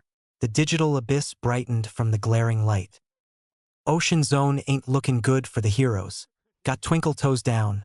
Looks like ease bout ta hurl. Tapeface seems fine though. They ain't move in from the ship. She reported diligently. He smirked. And the other zones? Metropolis, they ain't comin' down either. I sent Drillo up ta get em with that other weirdo. Mountains and mud are both strugglin', but not as much as I'd like. Also, there's a perv in the mud place. He's got lots o' balls on, is it he? What ya wanna do bout it? Midoriya groaned. When he'd boned through UA's backed-up surveillance footage to find out more about the students, the student in question, Mineta Minoru, had caught his eye, and not for a good reason. That student was worse than a lot of villains, and that was saying something. Throughout what couldn't have been more than a week or two of attending UA, he had already made lewd comments towards several of his female classmates, tried to assault a particularly shy second year, and made fun of several mentally and physically disabled students for their disadvantages. It was nothing short of a miracle that he was even in UA at all, considering his practical scores, and the fact that his middle school report even warned of this behavior, and yet he got into the school was just appalling. We can't very well kill him, or it'll ruin everything. Rough him up a bit. Make him hurt. You know the drill, he decided, his tone firm. Rayon snickered but relayed the instructions to the women at that zone. The most feared all-female gang in all of Mizudafu would definitely have fun with this one. Finally, the fire zone. Blazzy's taking care of the hero boy. The other two are surrounded. Nothing news, a peening in the snow place. Calmly, the magician walked over to where Eraserhead lay, surrounded by tired villains. Send the birdie in, Rayon. Cracking her knuckles, she yanked the thread, eyes scanning every letter before slowly and carefully beginning to remove and add. You see, to create and destroy was simple. All she had to do was create a string or snap it in two. But to edit was a whole different story. It required patience, endurance, a will to listen to the code itself and retune it to make it work another way. That was what Rayon was doing. Like a harpist playing a gentle tune, she plucked each bit of a bite delicately, watching zeros become ones and ones become zeros, until everything was in place, a jigsaw puzzle finally complete. In the staff room of UA High School, Nizu had finished up his tea and had gone to refill the kettle, leaving his former student alone. Without warning, the lights went out, plunging all might into darkness. Every computer screen turned on, began to flicker with static. A picture of a lemon appeared, replaced by comic writing of USJ, followed by a cartoon caricature explosion all on loop again and again. All Might's eyes went wide. He knew what the lemon meant. Every hero in Japan did. It was a trademark, a badge of honor of one of the most illustrious, notorious cybercriminals in the country. Nobody knew his name, of course, just that he existed, and left a lemon on the screen of every computer he hacked. It had appeared in banks, military strongholds, government laptops, and even more. Now, it was here and it was everywhere. He didn't think twice before running, his suit flapping in the wind. Maybe, if he'd thought first and ran second, things would have happened differently. But the symbol of peace was a hero, and heroes never think about anyone but themselves and their own corrupt morality. That was just the way it was. Chapter 8. Standstill Reality Check. Boiling. There was no other sensation to explain how he felt other than that. Boiling, tepid, steaming hot, burning with fires of rage and fires of, well, fire. Here he was, Todoroki Shoto, son of Japan's #2 hero, born with not one, but two quirks, and he was trapped, helpless and boiling. It had been not too long since he had felt like this. Helplessness is a feeling you get used to with such an enormous shitbag for a father. But this was one of the first times he'd felt so at mercy to someone else. The temperature was still rising, even though the USJ's temperature limiters should have kicked in. This was definitely warmer than the human body should be. Why haven't the limiters kicked in? There are meant to be some in the building, isn't there? He asked, his tone wavering, yet still mostly steady. Blazkine laughed and revealed a large bundle of wires taped together with white electrical tape that had a crudely drawn caricature of a thermometer on it. Would you happen to mean what these were controlling? They asked, wearing a mask of false innocence. I guess I just accidentally ripped them out of that tricksy machine. Didn't even see it there. They stopped laughing and grinned widely, dropping the wires to the ground. Sparks of electricity crackled from them. Without these, those pesky limiters won't be a problem. I can turn up the heat as much as I want now. A surge of hot air rose through the road, swelling then bursting. Fires roared, beginning to close in. He could hear the devious crackling of flames on steel and rubber, the click-clack of Blazkine's shoes on the asphalt, and a girl screaming for help. This, he decided, was the worst field trip ever. Meanwhile, over in the mudslide zone, Kirishima was beginning to have enough. It had to have been at least 15 minutes, and already Mineta's comments were doing his head in. He'd been wary of him from day one after a girl in 1D had asked if Kirishima could tell Mineta that she had gone home for the day if he asked where she'd gone because she didn't want to talk to such a little slimeball. But after hearing all of the abhorrent words he spewed from his mouth, he was ready to yeet Mineta to the villains. Just look, Kirishima. They're all so hot. I wonder if I can get close enough to touch their dash. That's enough, Kirishima snapped. Look, I don't know what kind of psycho told you it's okay to talk about women that way, but it's not. They aren't objects, they aren't animals, they're people, and they deserve respect.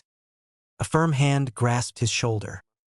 He turned around to see a tough, punk woman with all the colors of the rainbow in her half-shaved hair, and a sleeve of tattoos on each arm. You know, for a hero, you aren't so bad if you can think like that. She removed her hand from Kirishima's shoulder and cracked her knuckles, readying herself in a fighting stance. However, your disgusting little friend is barely even a person, let alone a hero, and nobody talks about me and my crew like that. Mineta huffed. You old, ugly bitches are just jealous. I'll beat you black and blue. Rainbow Hair picked up Mineta by the neck, pinching the space where the throat was, as all her friends surrounded him. Actually, honey, I think you're the one who's going to be beaten black and blue. As they proceeded to show Mineta what happens when you mess with a woman, Kirishima felt that it was such a shame that he just could not hear the tortured cries for help over the sound of all that sweet, sweet justice. It may not have been manly, but it was, at that moment, the best thing to do. In the snow zone, there was no foreseeable escape. Ever since that black portal had vanished, along with the magician, their hope of escape had vanished too. With no way out, they'd taken refuge by clustering together snow to form an igloo-like structure. It wasn't the best, but with the support of some sticks and a bit of zero gravity, it was as best as they would get in an icy plane.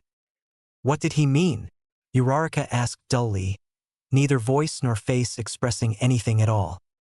Huh. He said that you were responsible, that he hit rock bottom in the genetic lottery, that you were a monster and you weren't in control anymore, that he would steal the show. There was a pause. What did it all mean? I don't can dash. Bullshit, she yelled, slamming her hand down on the ground. Ajui's eyelids fluttered, then drifted back closed. You know him somehow. I don't know how, but I know that you and him have a history. So, either answer me, or there will be consequences. He mulled it over for a moment, then quietly responded, fine. I'll tell you. She sighed in relief. But, if you tell anyone, I'll kill you. Got it. All right. Now, who is that guy? Why did he come here? And how are you involved in all this? He took a deep breath. His name is Izuku, Midoriya Izuku. Our mums are friends, so we went to the same school until this year. He goes to a different school now? Bakugo shook his head. That piece of shit went missing last spring. Everyone thought he was kidnapped or that he was killed, but he wasn't. He ran away, didn't he? Bakugo nodded. Yeah, I didn't know, but I had a feeling he did. That pathetic nerd was too smart to get kidnapped, and the body would have been found if he were dead. Plus, he left things behind. Things? Things, Bakugo confirmed. A letter for Auntie Inko, a letter for me, and a poster of All Might that was ripped, or slashed, or something down the face. There was another pause as the wind rose again. What did he mean when he said that you were a monster? There was a longer pause. That's enough questions for now. Hey, you said you'd answer me. And I said that that's enough for now, so just shut the fuck up, he snarled, shoving her away. For a moment, she looked as scared as Deku used to, but it faded quickly, replaced by stormy fury. No. What did you just say? I said no, she plainly stated, standing. What are you going to do about it, huh? He scrunched up his face, ready to launch back with an argument, only to realize that in this cold, his argument would be moot. Instead, he settled for scowling at her and balling his fists as she triumphantly smirked at him. I thought so. They stared each other down for a few seconds, before both sitting down as a chilling gust slapped them out of their petty squabble. Nothing more was said on the matter, but, if there had been, perhaps the seeds of curiosity would not have been planted in young Uraraka's head.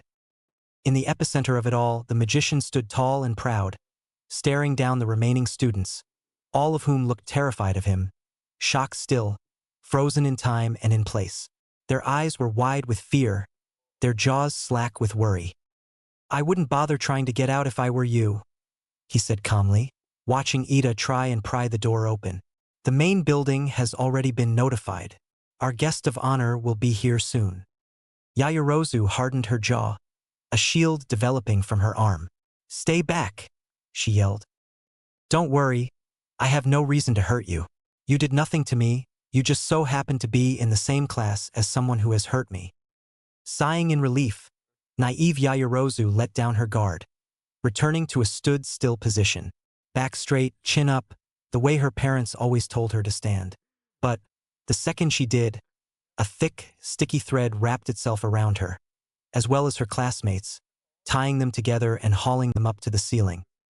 However, Kumo here does, considering that it was the esteemed Yaoyorozu family that took everything away from him and left him homeless, jobless, penniless, and unable to ever find a normal job ever again. Her face paled at such an accusation. How could someone say something like that? What has her family ever done? It wasn't like she remembered someone with such a bizarre name working under her parents. And besides, they were such kind, loving people. Surely this was just some kind of ruse or joke to rile her up. Yes, that had to be it. She gritted her teeth and bit her tongue. Words were useless here, and until someone came to their rescue, they were nothing more than a human chandelier, watching as the magician kicked their unconscious teacher's body, writing in a little black book with blood spattered on the cover. As he sprinted down the worn track that led to the USJ, All Might couldn't help but imagine every single worst-case scenario possible.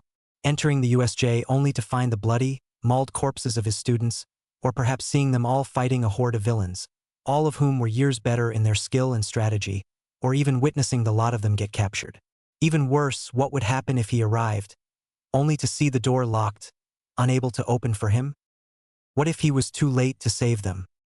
It was a horrible thought, one he wished he'd never have thought. Who likes the thought of all their students dying? Regardless, it was one of the many perks of being such an old hero. He'd seen his fair share of times when a smile wasn't enough to save the day, or even worse, when there was nobody to smile to. Like that boy, Izuku Midoriya. A small fellow, burning with a spark of passion like he'd never seen before, and full to the brim with knowledge.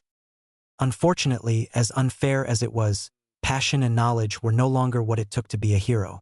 There was no real integrity to it, he knew that all too well, but rather one had to be good at faking integrity. A hero, in the eyes of a hero, was just a really good liar who enjoyed fixing problems. That was it. There was no real justice in the job. It was a bit like politics, in a way. You could promise anything to anyone, and so long as you had a good social standing, you could never fulfill that promise and nothing would happen. Nothing at all. No repercussions, no questions, it would be swept under the rug. Sometimes he wondered where that kid was. After hearing of his disappearance, All Might had been devastated. He knew that something in his words had caused it, something, but he didn't know quite what. Was he being oblivious? Probably, but it didn't stop his thoughts from meandering, trying to say what did and didn't happen. Whatever did happen, he just hoped that the boy was happy and safe. Nothing more, nothing less. Just safe. The thumping of his shoes on the road matched the pace of his racing heart as blood pumped through his body quicker and quicker. It didn't matter that his side was beginning to ache, or that he could taste metallic blood and acidic bile building up in his throat. What mattered was getting to the USJ in time, before it was too late. Chapter 9. A road that went on forever until it didn't anymore. Many things had originally drawn Rayon Park to Izuku Midoriya, and, watching from above, she could see them displayed all around the USJ. His knowledge of quirks, intuition, ruthlessness, drive, passion, resourcefulness, and incredible use of his quirk were just a small number of those things. At first glance, she'd thought he was plain, boring, uninspired, just another corrupted wannabe begging for pity. One of the dime a dozen hero hopefuls who never really stood a chance. But the longer she looked, the more she saw. It was like every time she found out something new about him, she took one step forward, 2 steps back until she was so far away that he was nowhere to be seen. She chuckled and looked away. There was no need to interfere. The time would come when it would all go to shit, and only then would she maybe play their little game. Surrounded by a blazing fire on every side, Todoroki felt helpless. It reminded him of his father, of training with him for hours and hours until he was vomiting blood, crying, screaming for someone, anyone to help him. But nobody came. Ah, is the wee little baby scared? Blaskine cooed mockingly. Wants to run off to his mummykins? They paused, before suddenly, in mock realization, making an almost cartoonish expression of shock. Oh, wait, never mind. Seething, Todoroki hissed, "Shut up. How dare you talk about my mother that way, you bastard?" They laughed shrilly, flicking their tail through the flames. Ah, hit a nerve, did I? They clenched Todoroki's jaw in one hand and lifted his face to meet theirs. You better be grateful I was ordered not to kill you. Son of Endeavor, or your charred carcass would be all that's left of you by now. They dropped Todoroki's face harshly, standing up tall. You know, I bet you still can't tell who I am. Can you? There was no response. I remember you though, little Mr. Special, all dolled up. You were his little pet, always holding his attention, never straying too far. But while his attention was all over you, trying to raise you higher and higher, they scowled. Disgusting. How do you know me? They scoffed. Of course I can't expect you to know me. Just another lowly peasant under your boot. I don't know who you are. If you have a problem with me, then you can stop avoiding it and just tell me what it is. Todoroki seethed, his patience wearing thin. Blaskine's eyes narrowed. My problem? You want to know what my problem is? Oh, I'll tell you my problem, you little piece of shit. They were almost shouting, their face contorted with pure, undiluted rage. My problem is that you ruined everything I worked so damn hard to gain. Control over my quirk, a place in Endeavor's agency, reputation as a hero. But the second you came, the very second your horrible quirk appeared, everything changed. Your father destroyed me and took away everything I worked for. Everything. My reputation, my job, and without my job I had no money. Not to mention I lost my home too. And guess what? It's all because of you. That would have been over 10 years ago. Why are you so pissed about it now? Because I want revenge. I know I'll never get my life back, and that I'll never be able to have a normal life, but if I kill you, then at least I'll know that I've gotten even with that son of a bitch, and taken away someone he cares about as well. In his head, Todoroki wanted to scream, bold of you to assume my father gives a flying fuck about me. But he didn't. It wouldn't help anything, and, as much as he wanted to give this asshole a piece of his mind, his first priority at this point was survival. Looking around, there wasn't any real way out. The only nearby objects were a car with melting tires, a toolbox, and a can of gasoline just close enough to reach.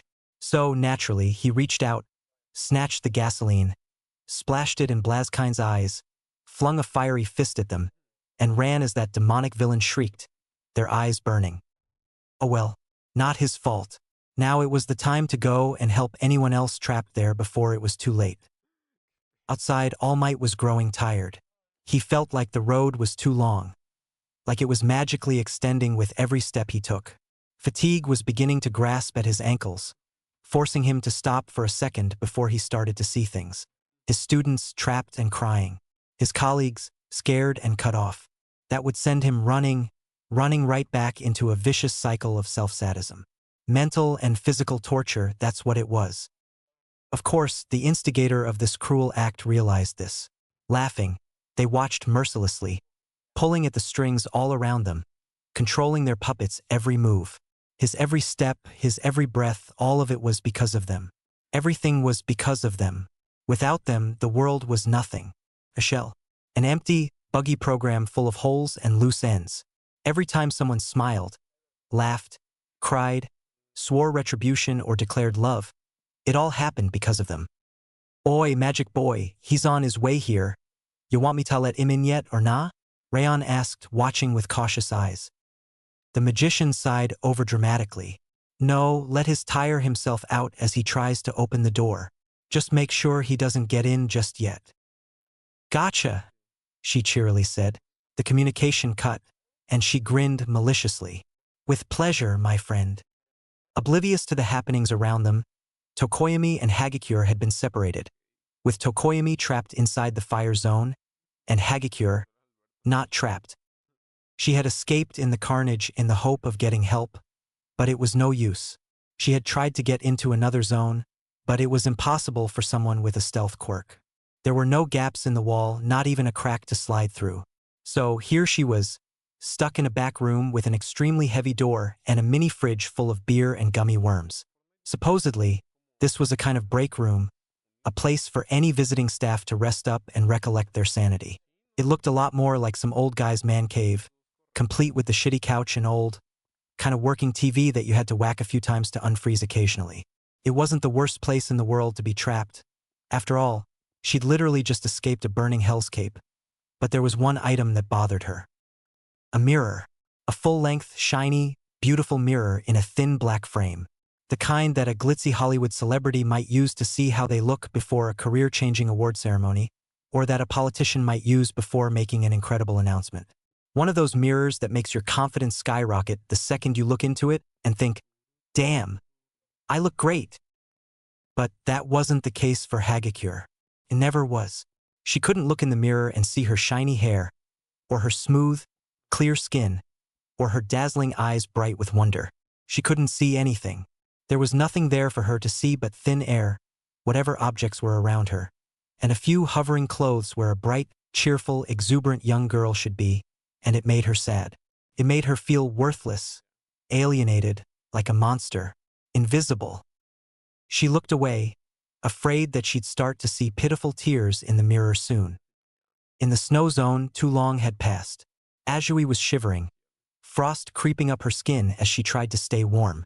Uraraka's teeth chattered and she curled up into a ball, like a hamster in hibernation. Bakugo groaned. Admittedly, he was the least cold of the three, what with his quirk making him quite warm, but even he was starting to feel the bite of the cold. Plus, his costume left his arms open and vulnerable to the chilly wind's touch, and it was starting to get annoying. He stood up. "We should look for an exit," he declared.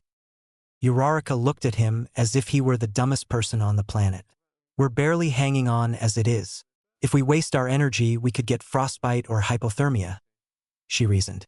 A fresh gust of wind blew past them as if to prove her point. "Besides, Tsu's still asleep. There's no way she can walk, and it'll be difficult to carry her in this weather." Bakugo thought a little bit before responding, then asked, "Do you have any rope?" "Rope? Why? Just answer the question, roundface." She huffed. "No, of course not. What do you think, that every girl just carries rope around? What would you even use it for?" "If you used your quirk on Frogface and tied a rope to her and you, then we could carry her," he responded. "That is not a bad idea," she said slowly, as if in disbelief. "Of course it isn't. I came up with it, so it must be good." And there it was, Bakugo's pride rearing its ugly head. Of course, even in the direst of situations it just had to make an appearance, like the extremely well-timed cartoon villain it was. Oh, how much she would give to pound it into the floor with a large mallet. "Not the point, Bakugo," she hissed. "Anyways, there's nothing here to use like that." She hesitated in deep thought. Unless what? "We could use your belt." She pointed to the object in question that sat snugly around his waist. He gave her an almost offended look before grumbling and handing it over at her death stare. "There. Was that so hard?" "Fuck you," he mumbled under his breath, just loud enough for her to hear. Uraraka, ignoring him, tapped Azui with her hand and quickly tied the belt to both their wrists, making sure that it was tight enough before standing up. "They're all done. But we'll have to be quick. Where do we start?" They looked around, staring at the vast open plains of white. Where could they start? In the main promenade, Shigaraki was growing impatient. He wanted All Might not to torture a bunch of helpless, dumb children. Plus, he'd been banned from touching Eraserhead, and he had no choice but to listen. It was pathetic. Here he was, the great Shigaraki Tamura, taking orders from a high schooler with a goddamn probability quirk. It was infuriating to no end how quickly he had become powerless, like putty in the magician's hand, just another pawn on the chessboard for him to use. But he didn't want to be used. Shigaraki wanted to play, not to be played, and yet he couldn't.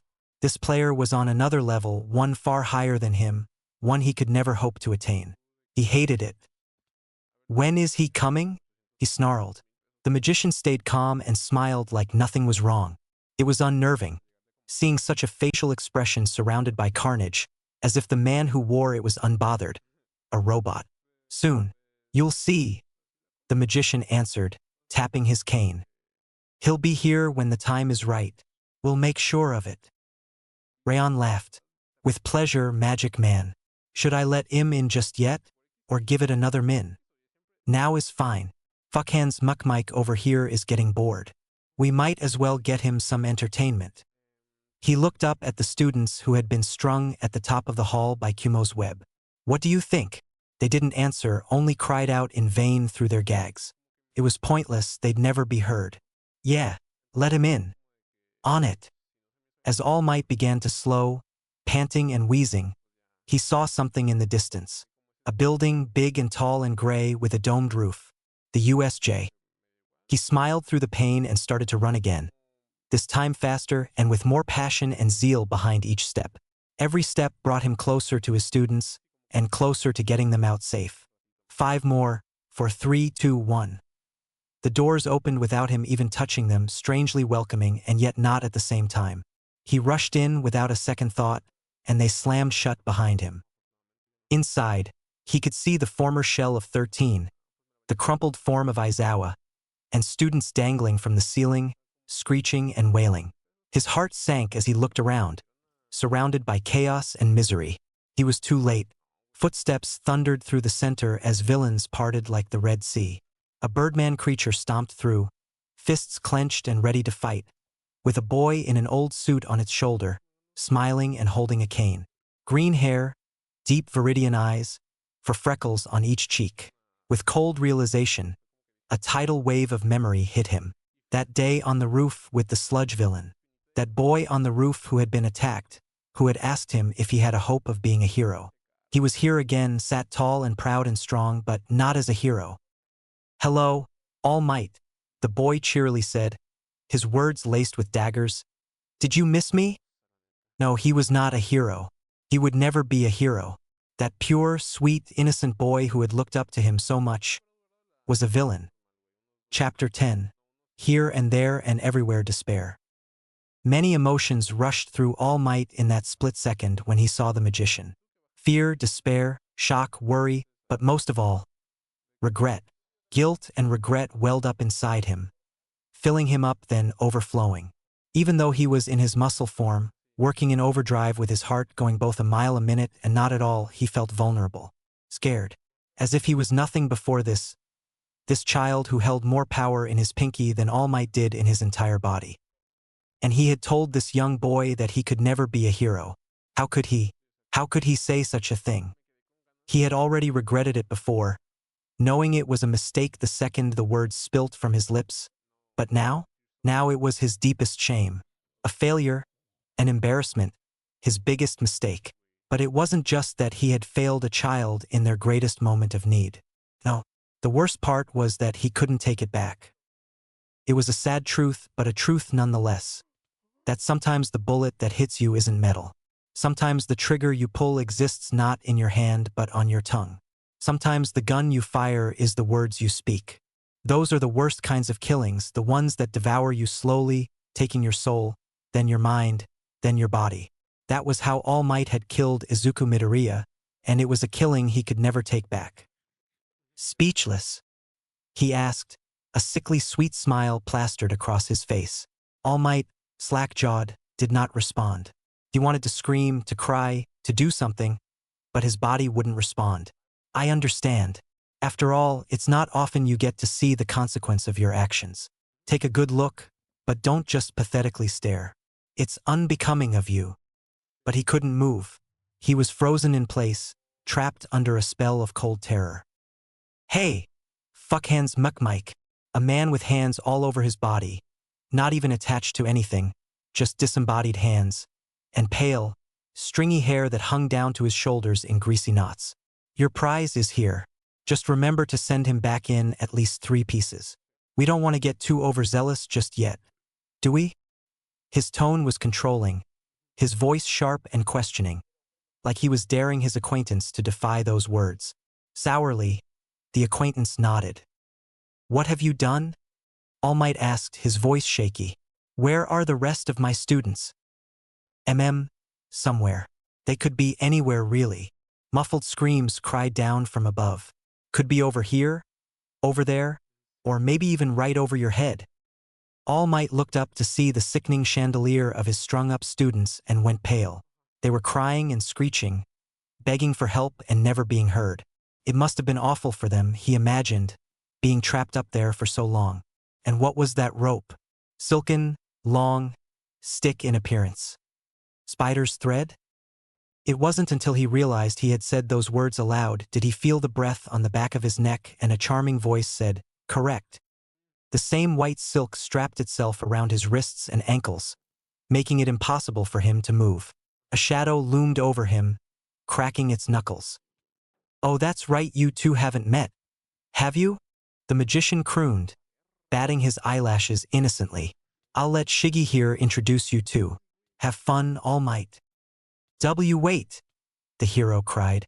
As uneasy as the magician made him feel, his friend oozed desperation everywhere he went, and All Might did not want to be stuck with such a person. Wait! But nobody came. Just like nobody came for the magician at his lowest point, nobody came for All Might. Nobody at all.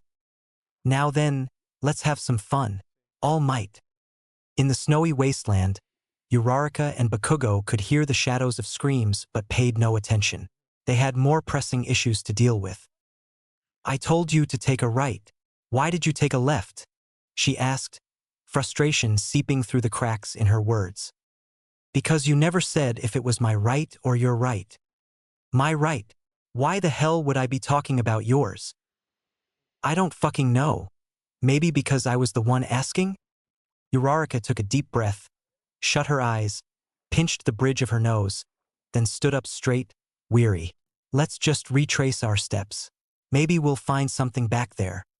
They looked behind them only to see that their tracks had been recovered in snow, reclaimed by the weather. Or, we could just keep going. They trudged on, Azui floating behind them, motionless. It would be a long time before they got out. In the fire zone, Todoroki ran and ran and ran. He ran past buildings, alleyways, cars, buses. He never stopped, until he reached a doorway. A big, black, solid doorway made from steel or some other kind of metal. A stronghold or something else perhaps. No time to think. With all his might, he shoved the door, praying for it to budge. It did not. He tried again and again and again. Nothing. He groaned and hit his head on the door. Stupid. How was he meant to move some 20-odd tons of metal? It was impossible.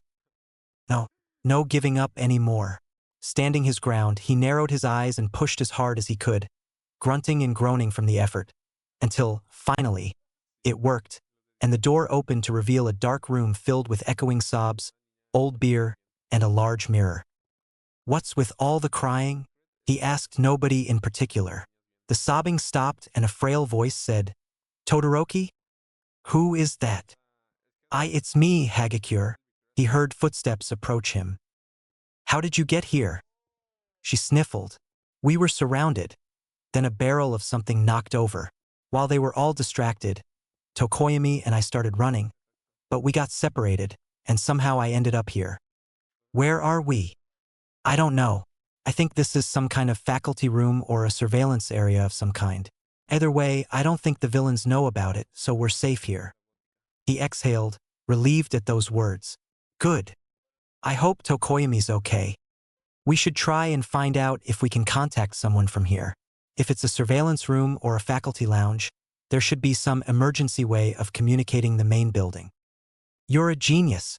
Of course. Hagakure squeaked. We should look around and see if we can find anything. Little did they know that someone was watching them. She laughed and smiled, enamored by their confidence. They wouldn't find it, and if they even got close, then she would stop them. How foolish they were. Or perhaps not, she thought, as Todoroki pressed his hand against a panel in the wall, right next to the mirror. It glowed, and the looking glass swung forwards, nearly hitting poor Hagakure in the face. Behind it was a long, dark corridor. Do you think we should be doing this? Hagakure asked. I mean, it doesn't seem a little odd to you that this creepy corridor exists? I don't care, Hagakure. I just want to get out of the USJ, he responded tersely. Besides, if they wanted a device to communicate to remain hidden, it would make sense for it to be in here, hidden. A dimly light emerged from the end of the corridor. A room. Come on. Let's see what's in there. Meanwhile, the failing body of All Might slumped in the center of the plaza. Nomu, the creature built to destroy him, had been beating him up for 10 minutes, if not more. His face was bruised, his limbs sore and battered, his clothes destroyed, and his reputation was beyond repair. It was awful, a nightmare. How could he even call himself a hero? Then again, it wasn't like he'd just given up. He had tried to fight back, tried to free himself from the web-spun shackles, but they were just too tight on him. He couldn't move. Far up above him, the students who hung were hopeless. They had watched as All Might, in their view, just lay down and gave up, giving in time and time again to the Nomu's punches and kicks. He seemed so weak. It was disheartening. Yes, that was the right word for it. Disheartening. This is terrible. Ashido fretted. Her entire body was tense, rigid with fear. If only we could get out somehow. Couldn't you use your acid to melt the web? Satu asked frantically. Do you want to end up as a highly heroic pancake? We'll die if we fall from all the way up here. Jairu grumbled, her earphone jacks swinging wildly. Besides, I don't feel like entering the villain mosh pit at the moment. We're safer up here. Jairu is correct, Yaoyorozu said. We don't seem to be in harm's way up here, and if we go down now it's either death by villains or by falling, and I think all of us would prefer to live at the moment. There was a despondent silence, which was eventually broken by Ashido. So, anyone want to play I Spy? Back in the creepy corridor, neither Todoroki nor Hagakure could believe what they were seeing. A room smaller than the last with monitors on every wall, door and even the ceiling, and a fluorescent beanbag on the floor next to a bottle of knockoff Sprite, called Spite, and a takeout pizza half-eaten. It looked like the paradise of an agoraphobic nutcase. But what was even more surprising than the computer nook was that there was a person inside, slumped on the beanbag. A young woman, just a little older than them, if at all, with sunshine hair, glazed yellow eyes left ajar, skin pale as papyrus parchment, and a lollipop hanging from her mouth. Do you think she's dead?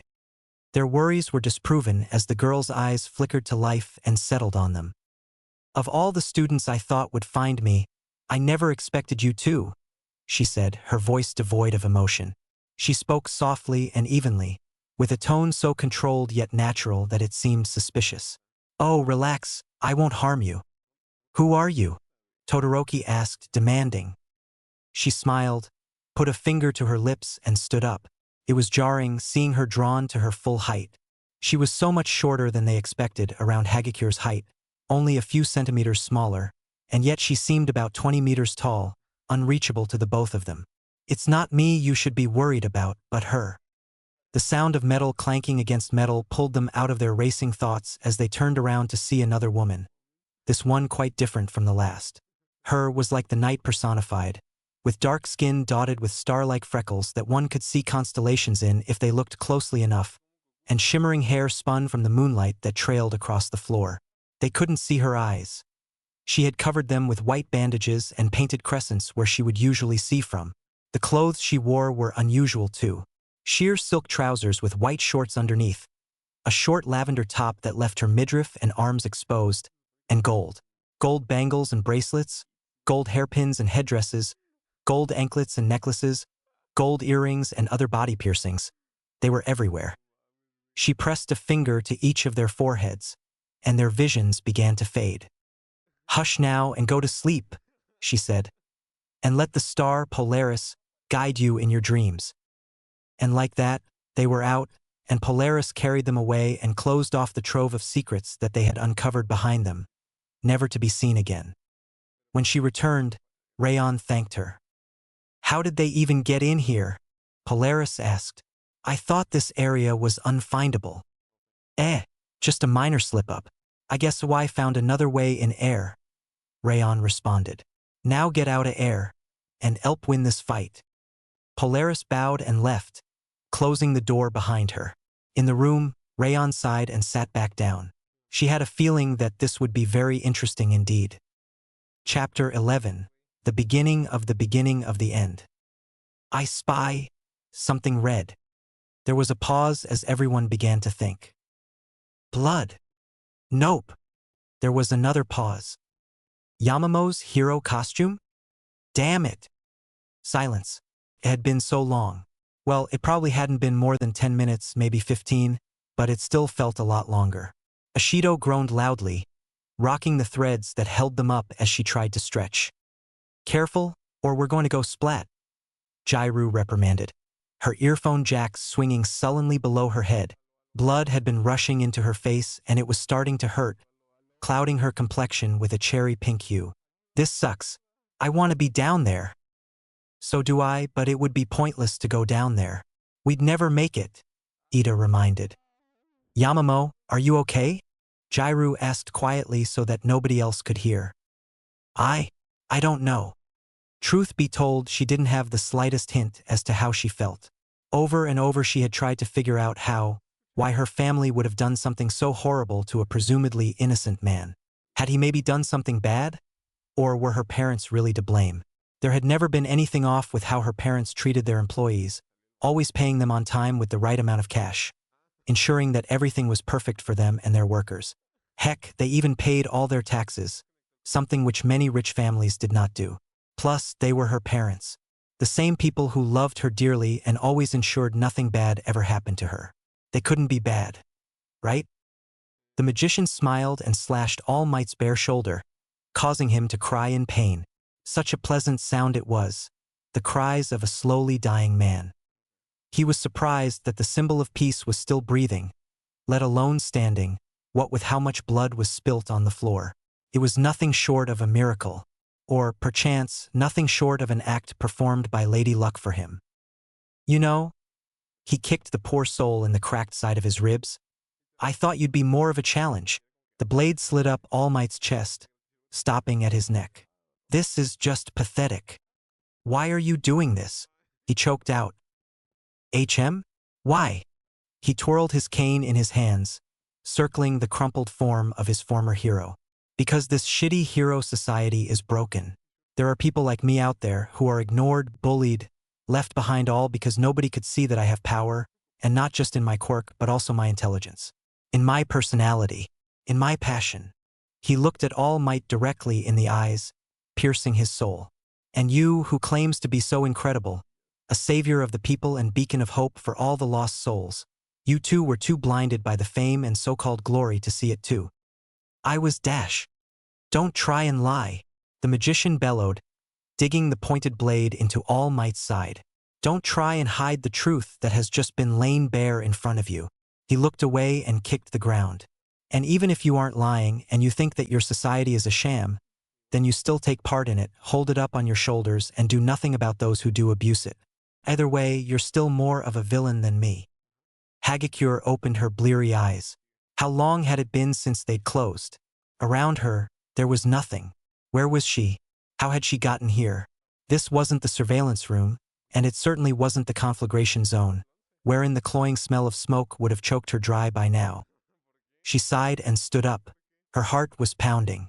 It had been a long time since she had felt like this, so scared and vulnerable, so invisible. The room she had awoken in was small, barely large enough for more than 2 people, with only a chair inside. Other than that, there was nothing. I wonder if the others are worried about me? She wondered aloud, before laughing bitterly to herself. Yeah, right. Them, worried about her? Nah, who was she kidding? She was invisible, literally and metaphorically. It was a miracle she'd made it into UA, let alone not been booted on her first day, but she'd still made no real friends. Sure, she could hold a friendly conversation with most of the girls in her class and even some of the boys, but it didn't change her scarred heart, marred by the years of bullying and teasing of her past. Meanwhile, in a similar room not too far away, Todoroki had been quietly looking around every single nook and cranny for a way out. Being in such a small space made him feel trapped, and he didn't like it. It made him feel small, weak, incomplete in the grand scheme of things. That was never a good feeling. The feeling where his voice got stuck in his throat and his body was grabbed by 100 invisible hands. Panic.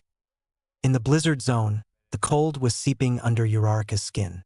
She wasn't the least tolerant person in her family to the cold, but that didn't mean she was very good with it. In fact, she was pretty freaking terrible with the cold. It chilled her to the bone, causing her to shiver and shudder until she felt she'd fall apart. How much longer do you think we'll have tea to walk? Uraraka asked, her teeth chattering. Huh? Speak up, round face. Bakugo gruffly responded. Can't hear you. She huffed, a cold mist appearing before her face. I said how much longer do you think we'll be walking? Don't ask me, I have no idea, he responded. Trust me, I don't like this any more than you do. They trudged slowly through the snow. How aren't you CC cold? She asked, a hint of jealousy tinting her tone. It's got to be below 0. Dunno, guess it's just my quirk. Uraraka pouted. Luck KY. Silence weighed down heavily on them. How long had they been walking? She wondered. Minutes? Hours? It was unlikely to be days, but here, in a world where white was all they could see, who knew? Perhaps this was all a lie, and she would close her eyes and suddenly she'd be in her bedroom having just awoken from a hellish nightmare. Hopeful, she squeezed her eyes closed, then opened them a few seconds later. Nope, nothing. Still the same blank world all around her.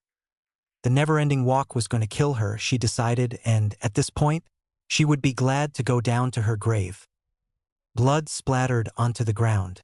Hacking coughs echoed through the USJ as All Might choked blood out from his throat. It was a miracle he was still alive. Shigaraki sighed and moved away. This is no fun. Yeah, no kidding, the magician replied, narrowing his eyes into slits. This is getting boring. Repetitive. He sighed. Oh well, I got what I came for, you got what you wanted. Let's go.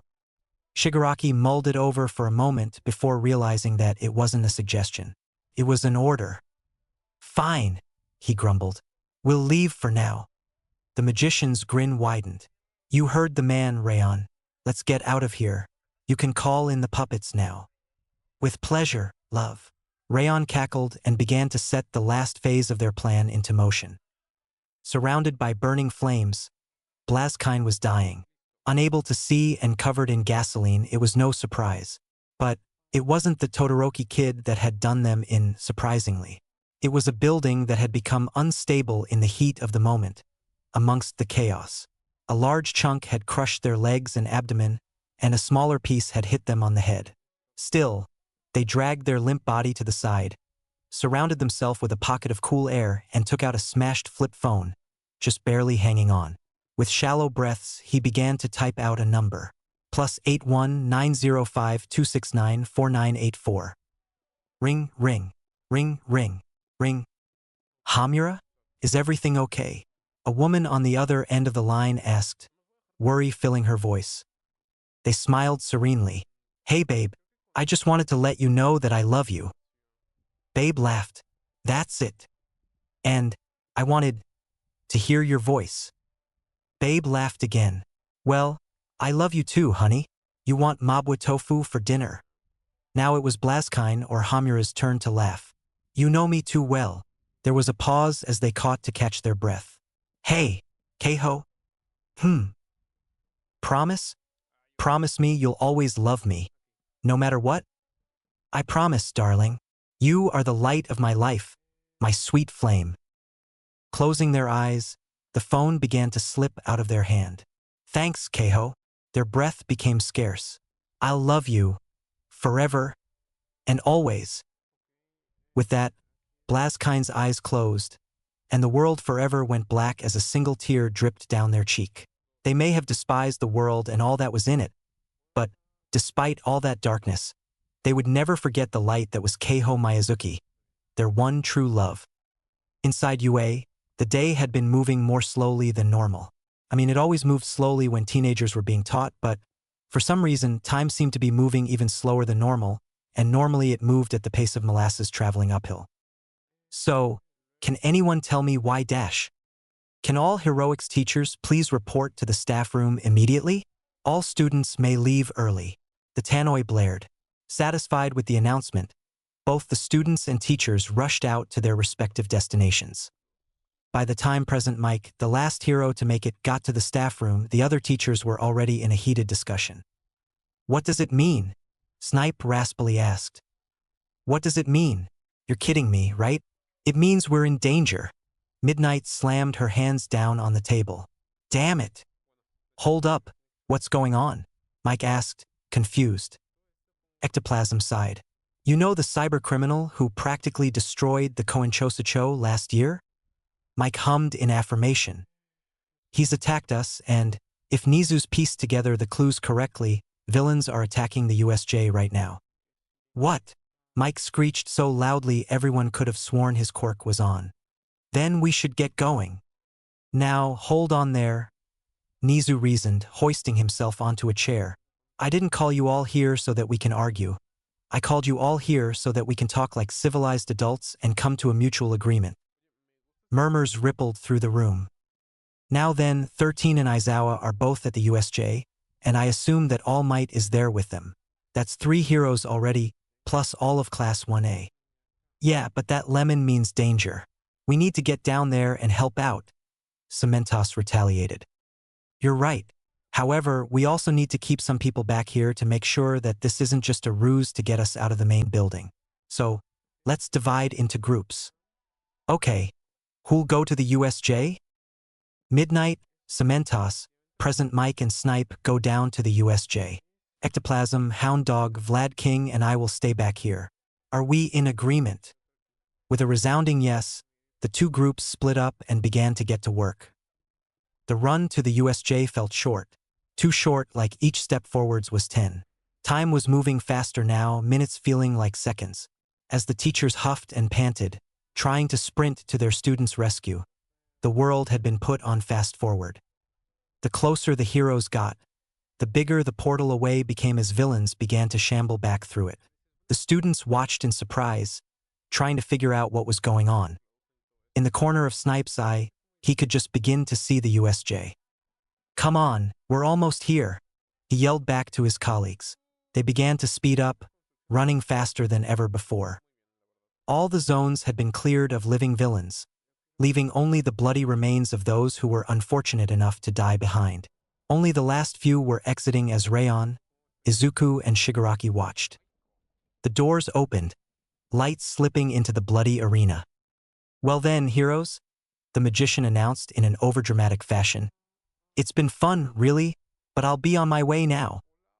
Snipe unholstered his gun and fired off a shot.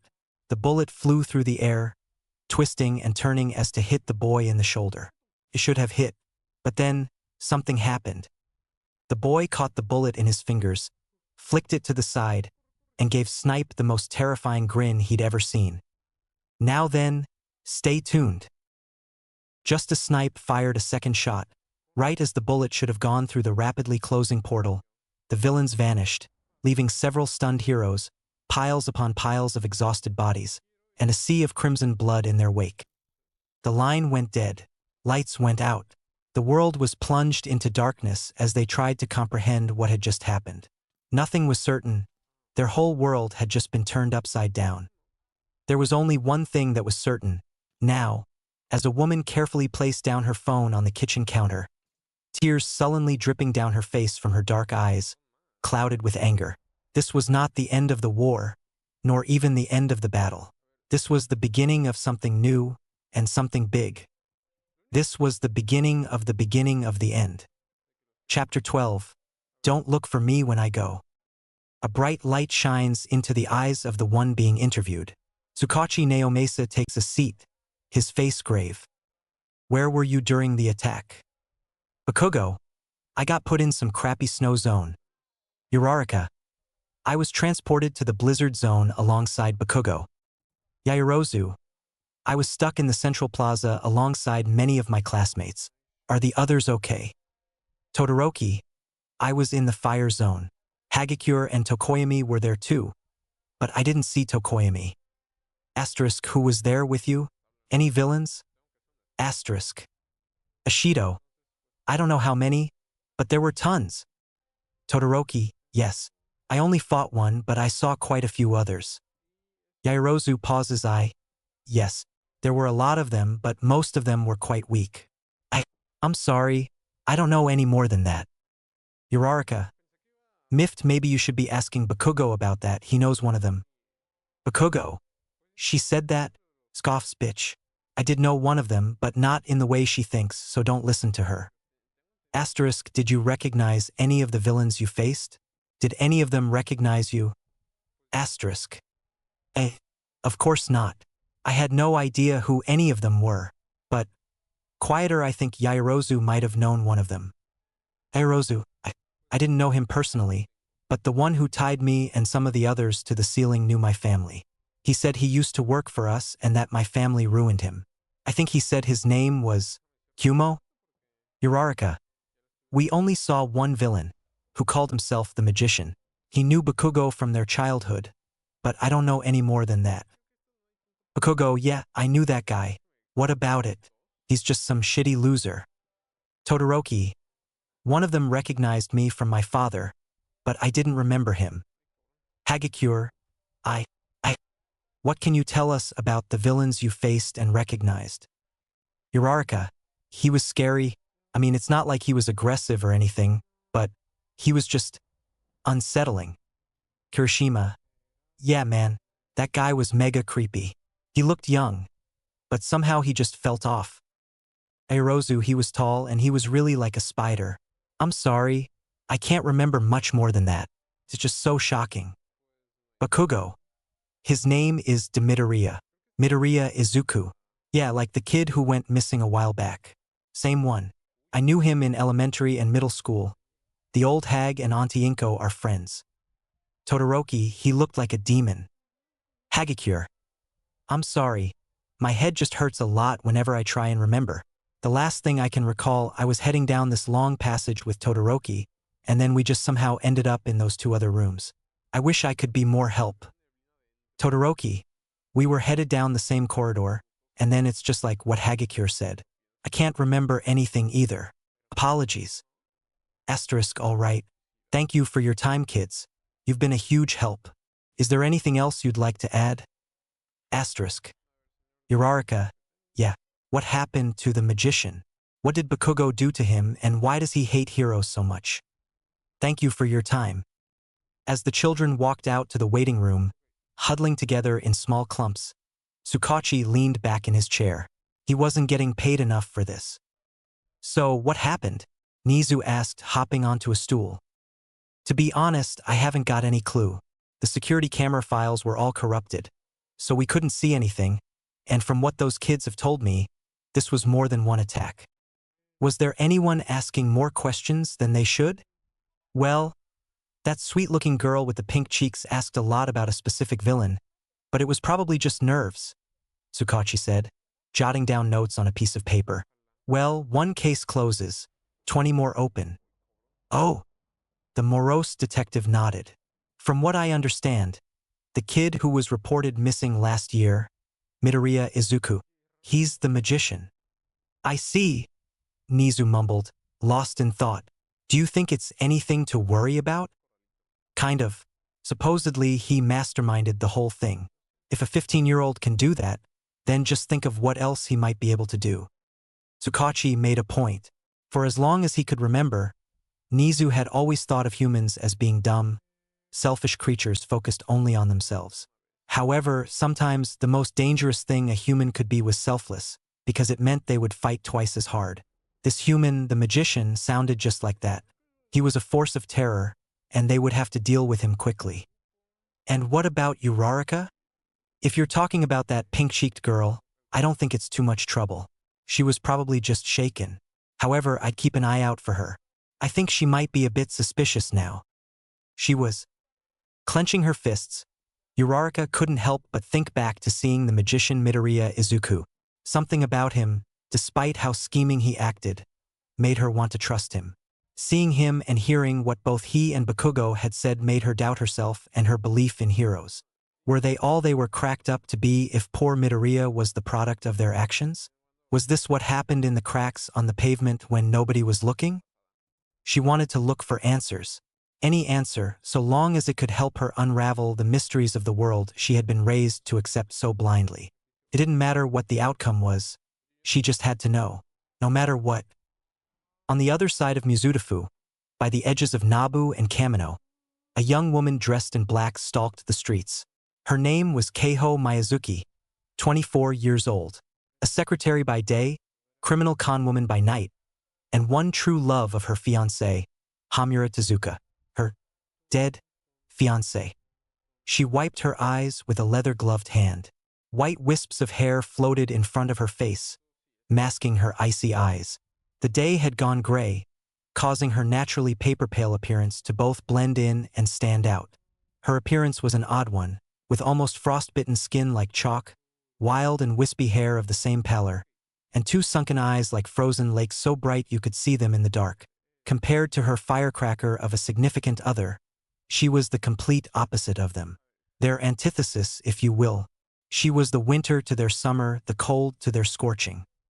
They had been the perfect match. Now they were nothing. Now Hamura was nothing, and she was all alone.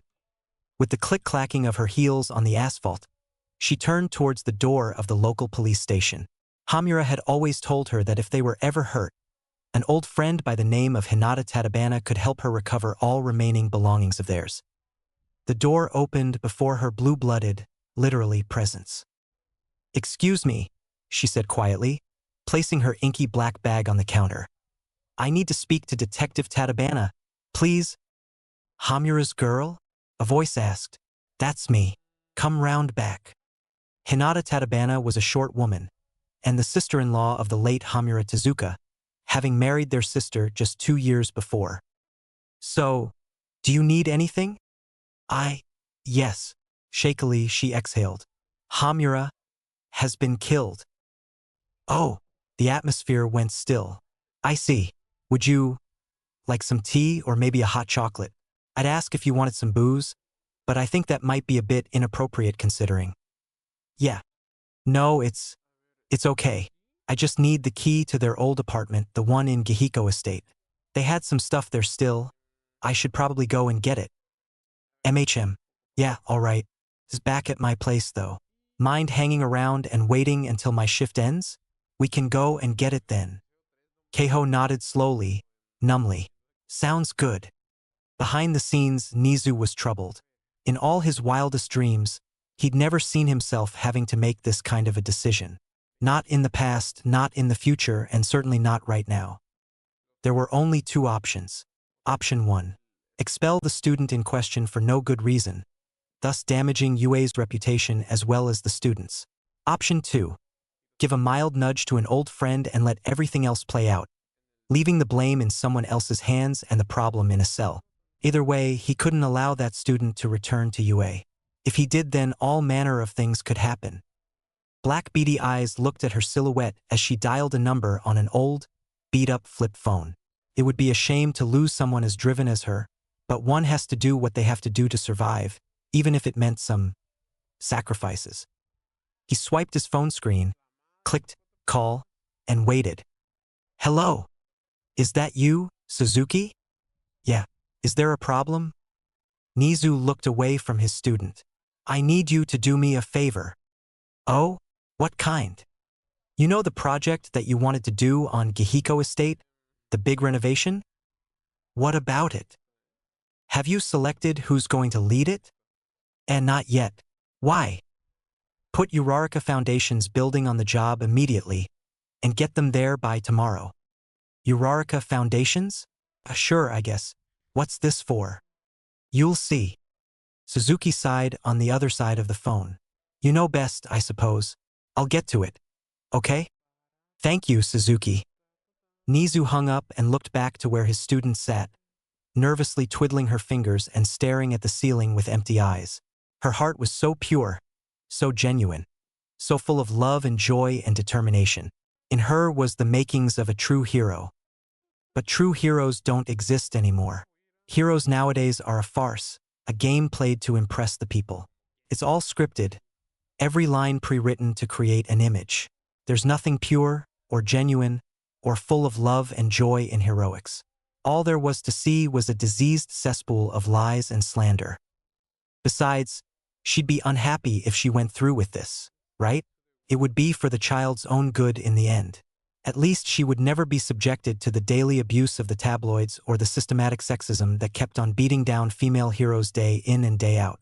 Yes, that was all it was. An intervention to stop her from getting hurt. It was just for her own good, that was all.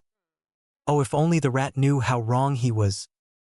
Now, however, was not the time to dwell upon mistakes to be made yet, but rather it was the time to tie up loose ends. That all started with one woman. It had been a long time since Inko Midoriya had been happy. Ever since her son disappeared all those months ago, Inko had been a mess. Her once tied-back hair now hung limply around her face, which had wasted away alongside her body over time. All her clothes were now too large for her, and while she could buy more, there was no energy in her body. It was spent on crying, walking, talking, doing minuscule tasks day in day out. At first, she hadn't even been able to do those. At first, when she had woken up to see her son's bed empty and his belongings packed, it had been so hard for her to do anything. Almost an entire 3 months went by before Mitsuki barged through the door and ordered her to get the hell up, before promptly shoving her into the shower, giving her a clean-ish change of clothes and forcing some warm miso soup down her throat. Now, Mitsuki still visited frequently, making sure that Inko took all her antidepressants and paid the bills on time, or even just to chat. But mostly she was alone. So, when the doorbell rang loudly at such a late time, which Mitsuki would never visit at, Inko Midoriya was pleasantly surprised to have some company. "Can I get you some tea? Coffee? Milk?" she asked, fretting. "I'm sorry it's not cleaner in here. I wasn't expecting anyone to stop by today." The nice man, who had introduced himself as Detective Tsukachi, sheepishly chuckled. "I'll take tea, and I recommend you do as well. This might be a bit hard to stomach for you, Mrs. Midoriya." She carefully boiled the tea, steeping it to perfection. Inko may not have been good for much anymore, but making tea was always a specialty of hers. "What brings you here today, sir?" she asked, blowing on the tepid liquid. "It's unusual for a detective to stop by this area." He pursed his lips, set down his cup and buried his face in his hands before looking back up at her. "Ma'am, your son disappeared not too long ago, correct?" he asked softly. "Yes, that's right. We believe he was seen today at the USJ in a villain attack." "Oh my goodness. Is he okay? Is he alive? Safe? Was he taken hostage or something?" Questions flowed from her in an endless stream as tears leaked from her eyes. "Where is he?" "Ma'am, that's what I came to talk to you about." With a grave expression and tears welling up in his own eyes to match hers, he took a deep breath in to break the news. "I'm sorry to be the one to tell you this, but Izuka Midoriya was no hostage today." Her heart stopped, face as white as bone. "He was a villain." When the sun had set and the detective had left, leaving her his contact info, Inko walked down the hall to the second door. An old, battered nameplate hung on it, reading Izuku. She opened the door.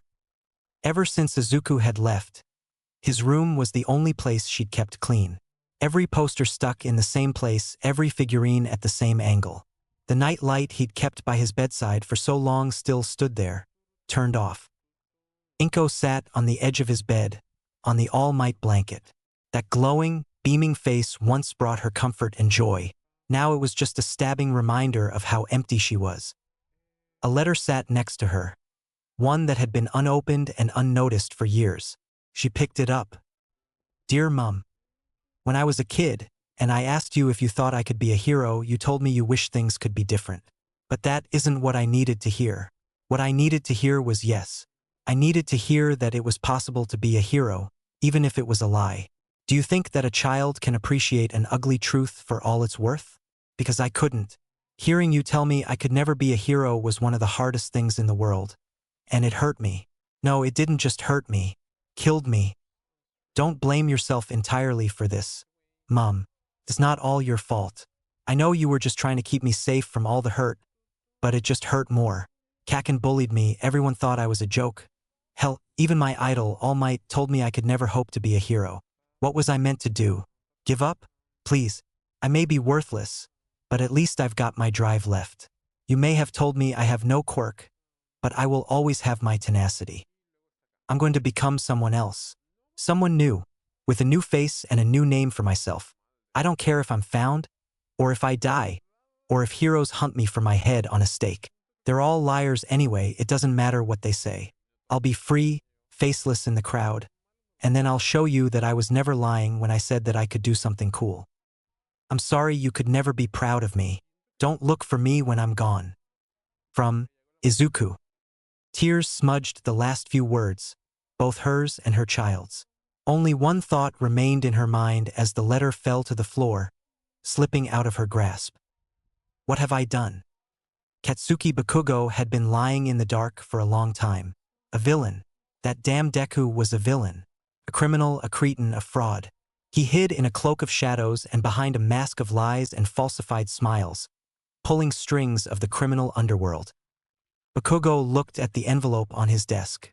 The letter that Deku had left him. Should he read it? Yes. Swinging his legs out, Bakugo yanked the letter from his desk and ripped it open.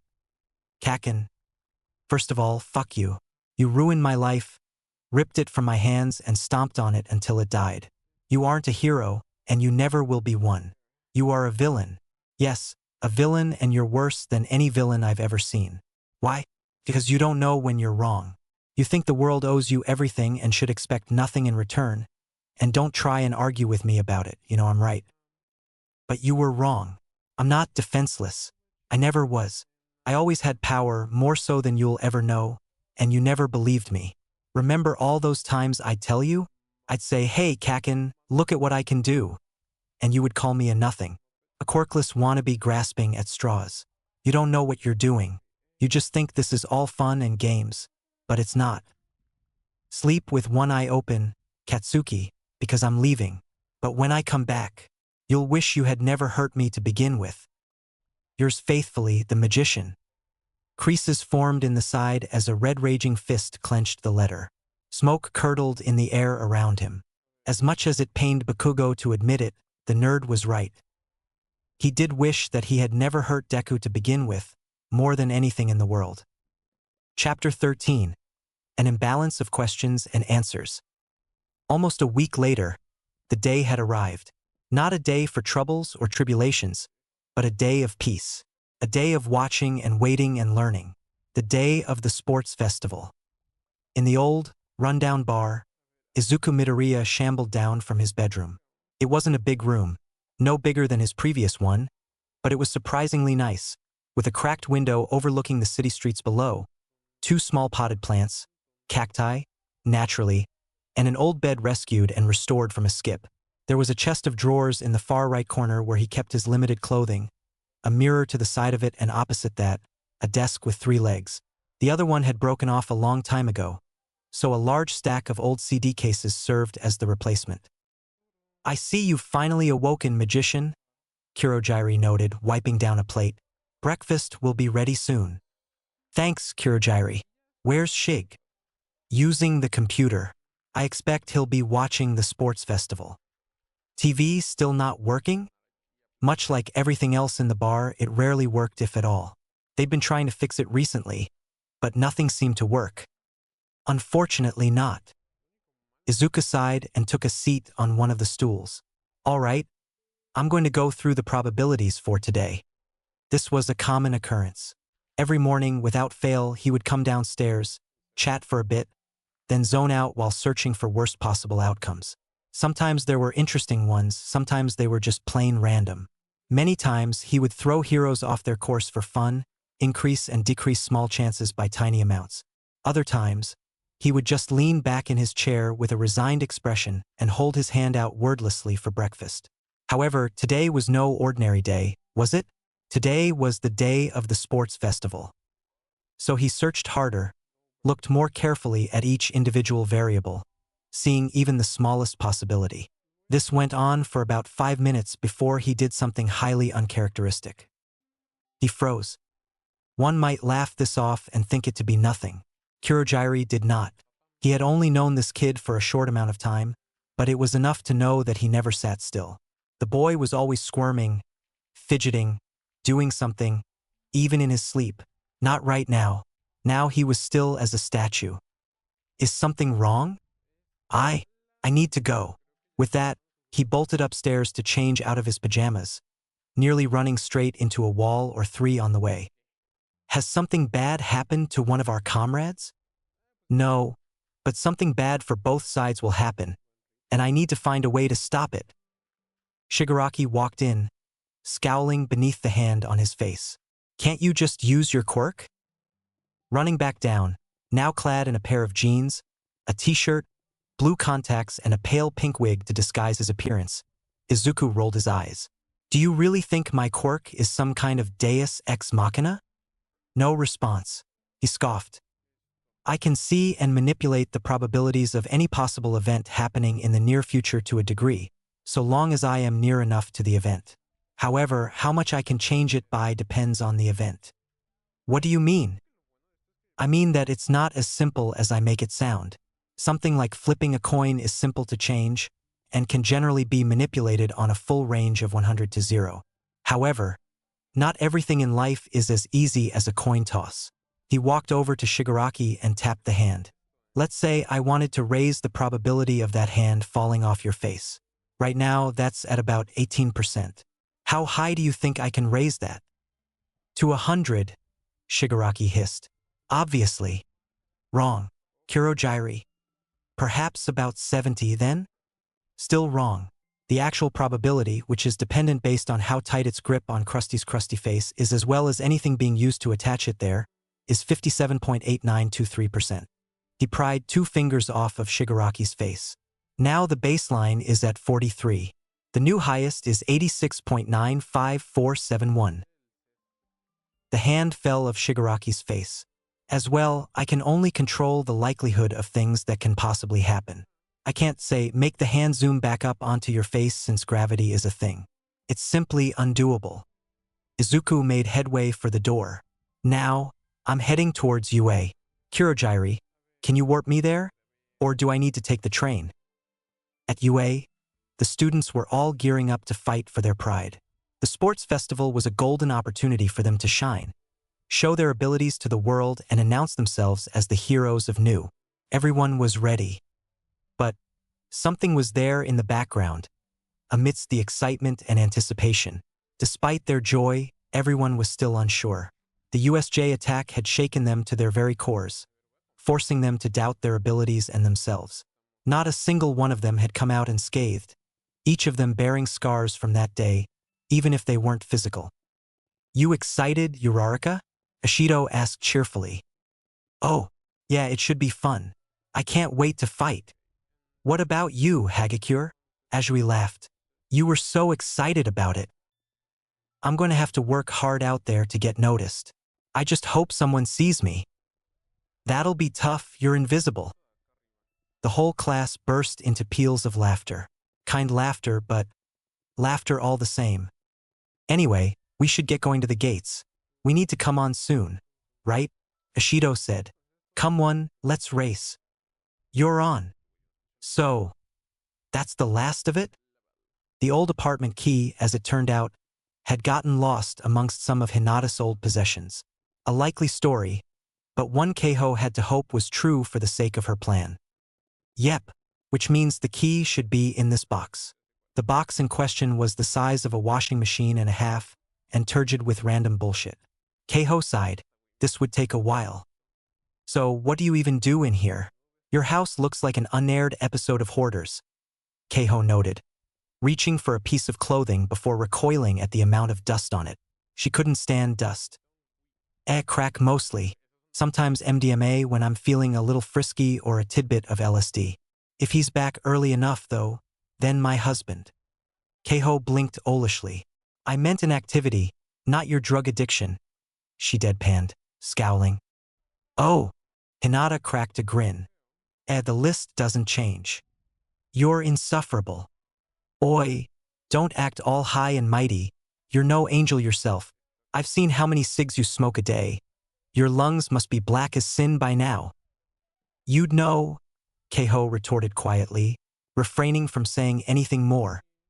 Either Hinata didn't notice the snide comment, or she ignored it. Regardless, they both continued to dig through piles of junk.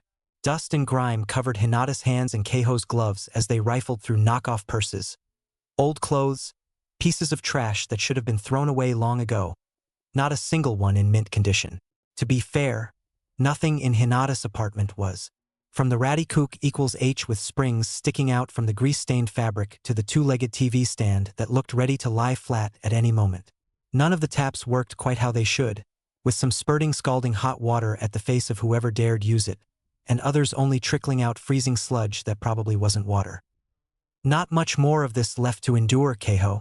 You can endure it for Hamura, she told herself.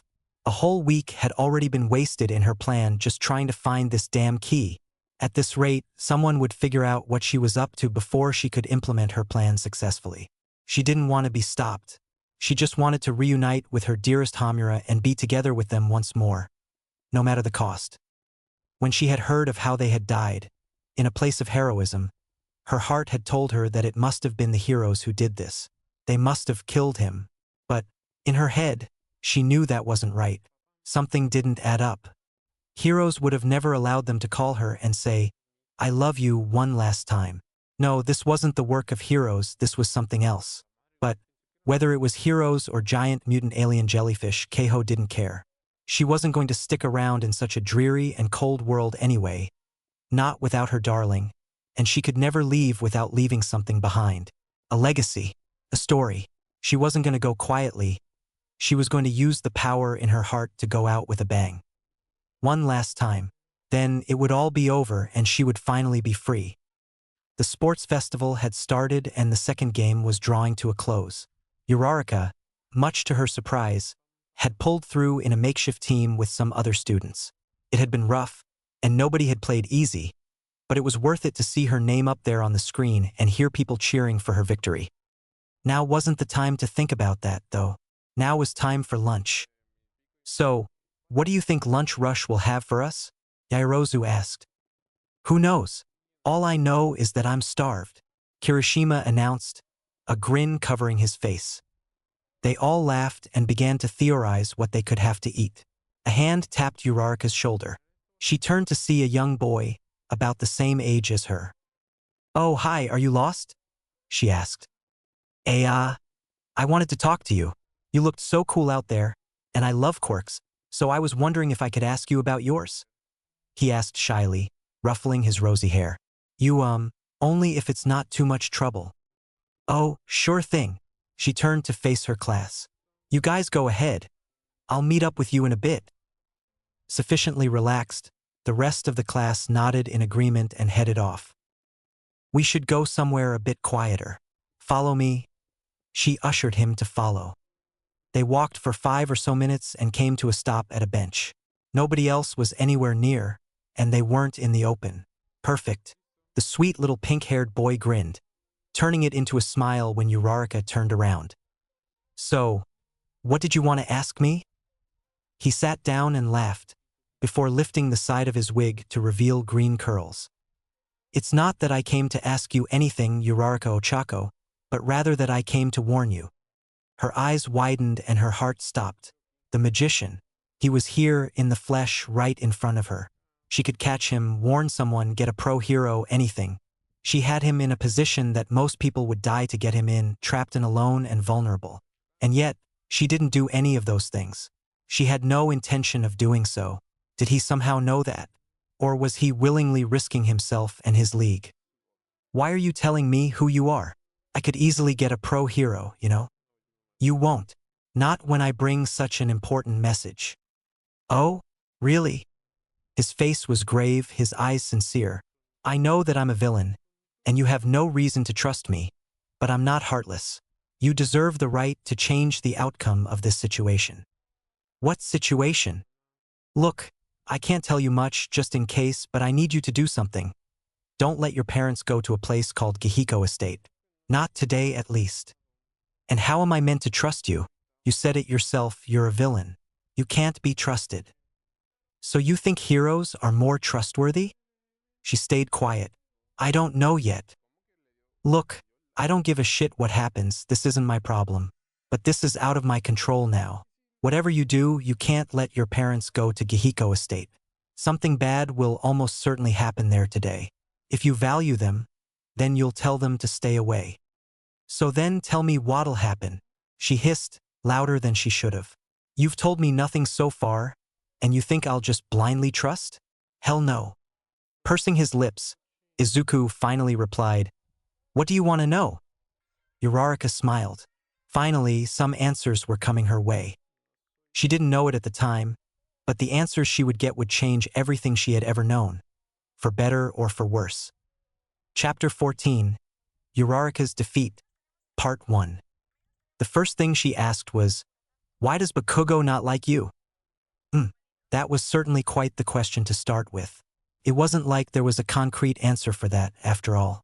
It's not like he could say, "Oh yeah, well I didn't mention my quirk for like 10 years and so Kaken bullied me for being quirkless and told me to go die." So he sighed and said, "It's a long story. Are you sure want to hear it?" "I have time." So he told her all of it.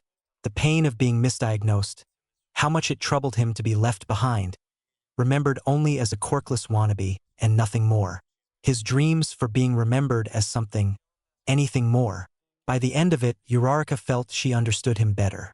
He wasn't just doing all of this for fun, and he wasn't just some fragile little flower rooted in thorns. He was just trying to make peace, getting rid of those who destroyed it. "Anything else you wanted to ask?" "Why can my parents not go to that estate?" This time his breath hitched. He pursed his lips, thinking whether or not to tell her. "It's complicated." Uraraka scoffed. "I've just listened to your entire tragic backstory and a half. I think complicated is just fine by me." "Fine, but you asked for it." He took out his phone and opened up the photo gallery to show a photo of a beautiful woman, pale as a ghost from the ends of her hair to the polished ends of her fingertips. The only exception to her paper-like pallor was her electrifying blue eyes, brighter than the sky, and splotches of the same hue around them. "Who is this?" "Her name is Keiho Miyazuki, con woman. She's stolen millions from rich men, then vanishes without so much as a trace. They never suspect her, never see her nor remember her. And why does that matter? Is she going to try to do the same to my parents?" He shook his head and chuckled before swiping to the next photo.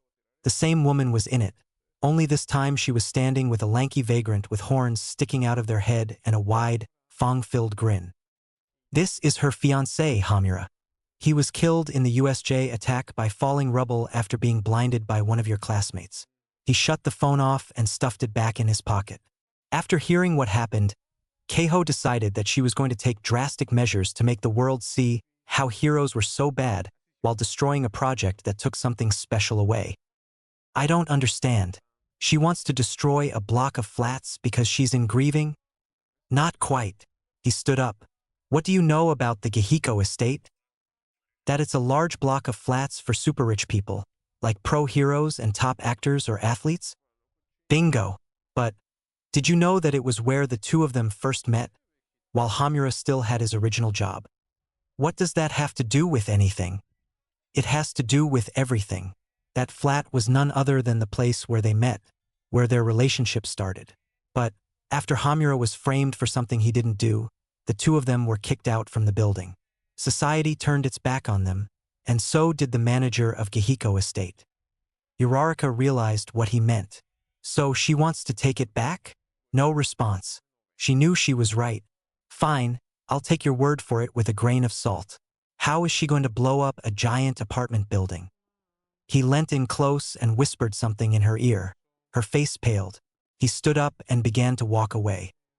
"You don't have to trust me, and it makes no difference to me whether or not you do. I just thought you ought to know." "Why?" she asked, her voice forceful. "Why are you telling me this?" He stopped and turned to face her. There was a sadness, a lonely glare in his eye. "When I chose this life, I never got to say goodbye to my mother. All she has to remember me by is a letter, and whatever I left behind. It's one of my biggest regrets. It could have been the light, but Uraraka could have sworn she saw tears begin to form. I just don't want you or anyone else to have to feel that kind of regret." And he left, leaving her behind, staring into the empty distance, wondering, what should she do? Aha! Here it is. Hinata trilled, brandishing the key as if it were the most precious item in the world. A smile lit up Keiho's face, and she could feel her heart hum with delight. Soon it would be gone. Thanks, Hinata, Keiho said, pocketing the key. I owe you one. With this, I'll be able to get to where I need to be. The blue patches began to glow and crackle. I'll be able to go home. All right now, get out of here. I'm having my daily vodka and gambling session. Keiho obliged, politely bowing once she put her boots on. Once the door closed, Hinata turned on the lights and put her hands behind her head. A man, her boss, came out from where he had been hidden in the shadows. There, I gave that thing to her just like you wanted. Happy now? She hissed, keeping her head low. Very. I think that we can forget about your little incidents now, Detective Tatabana.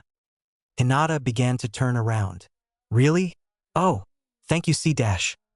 She never finished her sentence.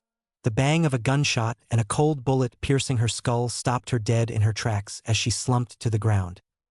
But first, we'll have to get rid of any potential leaks. You know how it is. The train station wasn't crowded. If anything, it was the opposite. Not a single person stood on the platform when usually there would be too many to count.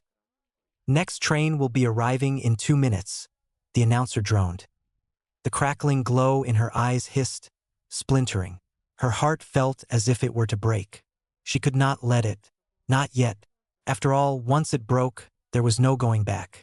Once it broke, nobody, not even she could stop the ensuing madness. Everyone in there would die, even her, and it would be over. It would finally be over. The train pulled into the station and opened its welcoming doors. She stepped in and watched the world go by one last time.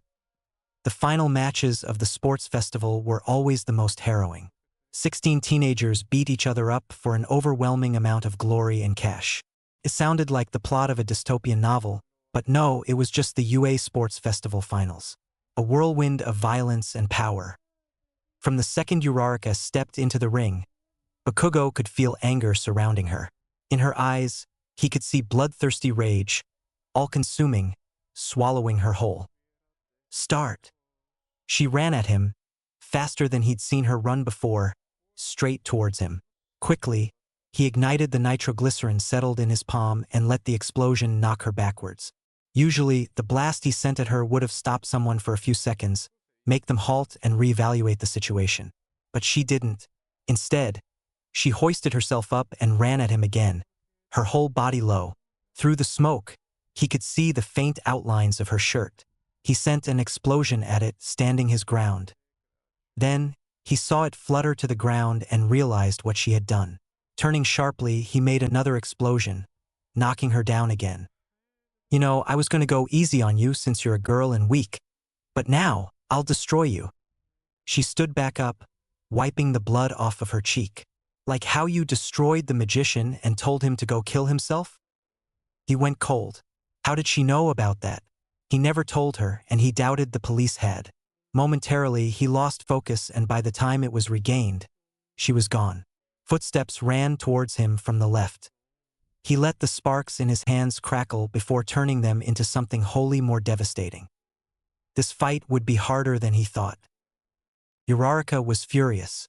When she heard about what Bakugo had done, as well as All Might, so much became clearer. Why he hated heroes. Why he attacked their class at the USJ. Why he wanted them all to pay. But at the same time, so many questions had begun to fill her mind. What did he mean when he said those words? He didn't want her to feel what he felt. What did it mean? Why? Why did he care so much about someone he didn't know? Why was it so important that she save her parents? What did he know and not tell her? She also wondered about what he had whispered in her ear. That one phrase had been enough to make her heart stop, mainly because something like that should be impossible. It didn't seem right, not in the slightest. What an awful life that poor woman must have led with something like that. A burdening heart, one that she could not be rid of. It made sense why such a person would feel forced to turn to villainy. Nobody would accept someone like that. Words of questioning and sorrow clouded Uraraka's mind as she thought harder and harder, trying to make sense of a senseless situation. She couldn't. There was nothing there. No loose end to tug at so that the mess came unraveled. It was a Gordian knot of pure madness. Chaos in its purest form. No beginning, no end. Just an infinite loop of twisted and tangled questions. Answers few and far between. For now, all she could do was sprint. Her body ached. Her feet were screaming in pain. Her arms and legs were marred with bleeding cuts and purple-black bruises. Even breathing was hard. Every inhale and exhale burning her throat, rubbing it raw. She kept running, kept fighting. There wasn't much more she could do. "You heard me, Bakugo," she seethed. "I know what you've done." He sent another blast at her, this one bigger than the ones before. She was undeterred. "Shut up," he seethed. "You don't have a fucking clue what you're talking about." She ran at him once again, her fingers skimming the concrete. "Oh, really?" she yelled, throwing herself towards him. He sent her flying back with another powerful blast. "Because from what I heard, I'm not the one who bullied someone to the point where they became a fucking villain." Now Bakugo was the one seething with white-hot anger, his expression seared with rage. "Oh, I'm sorry. Did I hit a nerve there?" Uraraka asked, her tone scathing, dripping with sarcasm. "Or are you seriously that much of a prick that you get mad at the truth?" He knocked her back once more, right into the ground. Blood dripped from her lips, spilling red onto the ground. She stood up. "You know, I didn't like you from the beginning, but now?" She gave a hollow laugh.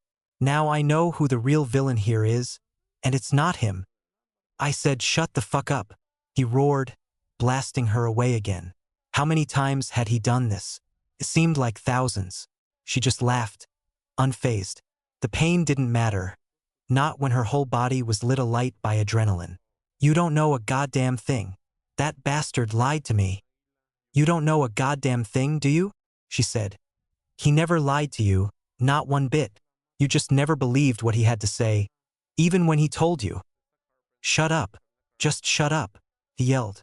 Around him, the arena was in tatters. A faint smile worked its way onto Uraraka's battered face. "Release." As they looked up, rubble began to fall from the sky, like meteors, unpredictable. She could tell that Bakugo was unsure of what to do now. Then, he did something she didn't anticipate. He sent out a blast, bigger than any he'd sent out before, blowing all the rubble away. "Now, shut up, and don't talk to me about what I know or don't know, you worthless bitch." She stood her ground, watching as everything she'd worked towards crumble into nothingness.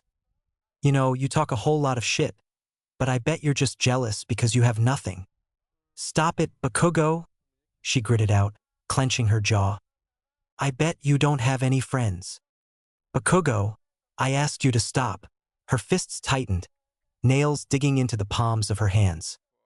"I bet all that nice girl stuff is all an act." "Quit it, Bakugo, now." A faint glow began to surround her. The arena trembled. "You know, I bet not even your parents love you." Something snapped inside her. A switch flipped, a bulb shattered. A glass tumbled to the proverbial floor and split into a million tiny shards. Then everything began to float. Spectators, fallen rubble, even Bakugo himself. In the announcer's box, Present Mike began to ask what was going on. People called for the match to be stopped, saying it was going too far. Some began to whisper monster, although it was unclear which one they were talking about. "I said shut up," she bellowed, her voice distorted by wrath. "Release." Everything came crashing down. People landed roughly in the stands. Midnight and Cementos ended up on the ground. Bakugo, however, was caught by Uraraka, her hand around his throat.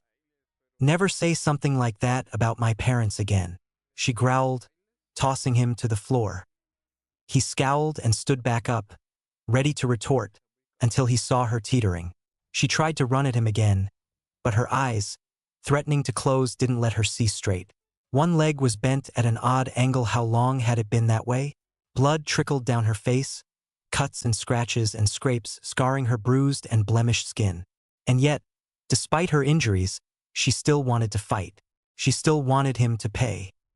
But her body wouldn't allow it, and she collapsed, crying, crawling her way to him, dragging herself across the asphalt. Then she went slack, and the fight was over. He had won, but really there was no winner. Not anymore. Chapter 15. Uraraka's Defeat. Part 2. When she woke up, so long had passed. The first round had fully passed her by, as well as the second. The semifinals were being fought valiantly, with her classmates battling it out. She left the stands and ventured down the corridor, finding a quiet space to sit, her eyes puffy from crying. She dialed a number. Mom. Asterisk, the number you have dialed is not available at this time. Please call again at another time or leave a message after the tone. Asterisk. She hung up.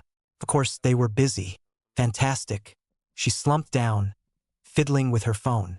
Her mind drifted back to earlier, to her fight with. She sighed and stood up. This all was making her head hurt, and she wanted to see the final battle. The UA Sports Arena wasn't the only place brimming with tension. Hosu City was as well, as blood ran through the streets. A man grinned and wiped his tongue across his blade, letting the crimson drip down his throat.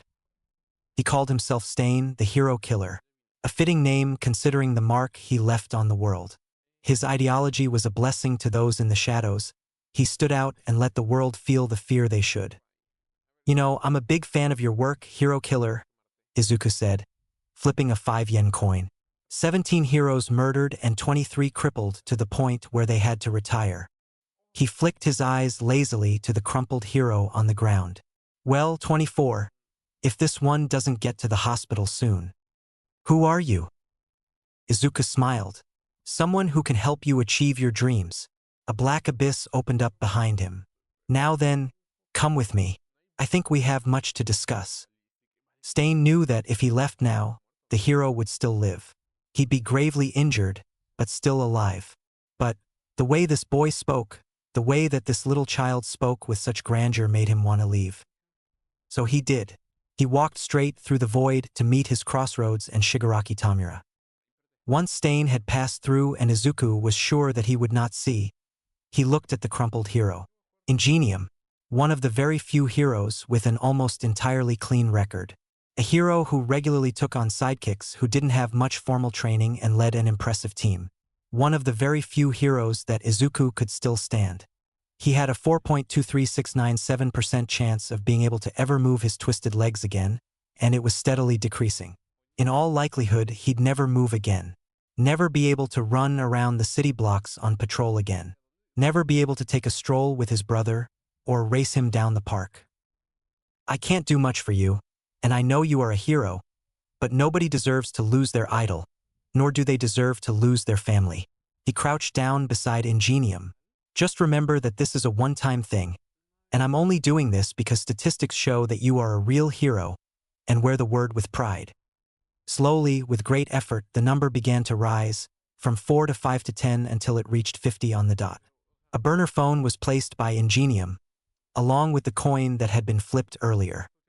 Call an ambulance with it. With that, the magician left, glad that he could help someone who deserved it. There weren't many heroes left, but Ingenium was one of them. He didn't deserve to die. Not now, at least when so many people needed him. He may not like heroes, but he had a heart, and nobody deserved to lose family without a chance to say goodbye. Not even a hero. The sports festival final battle had ended. The arena, no longer in tatters, had been rebuilt for prize giving. 3 platforms stood in the center, with the winners all stood before their classmates.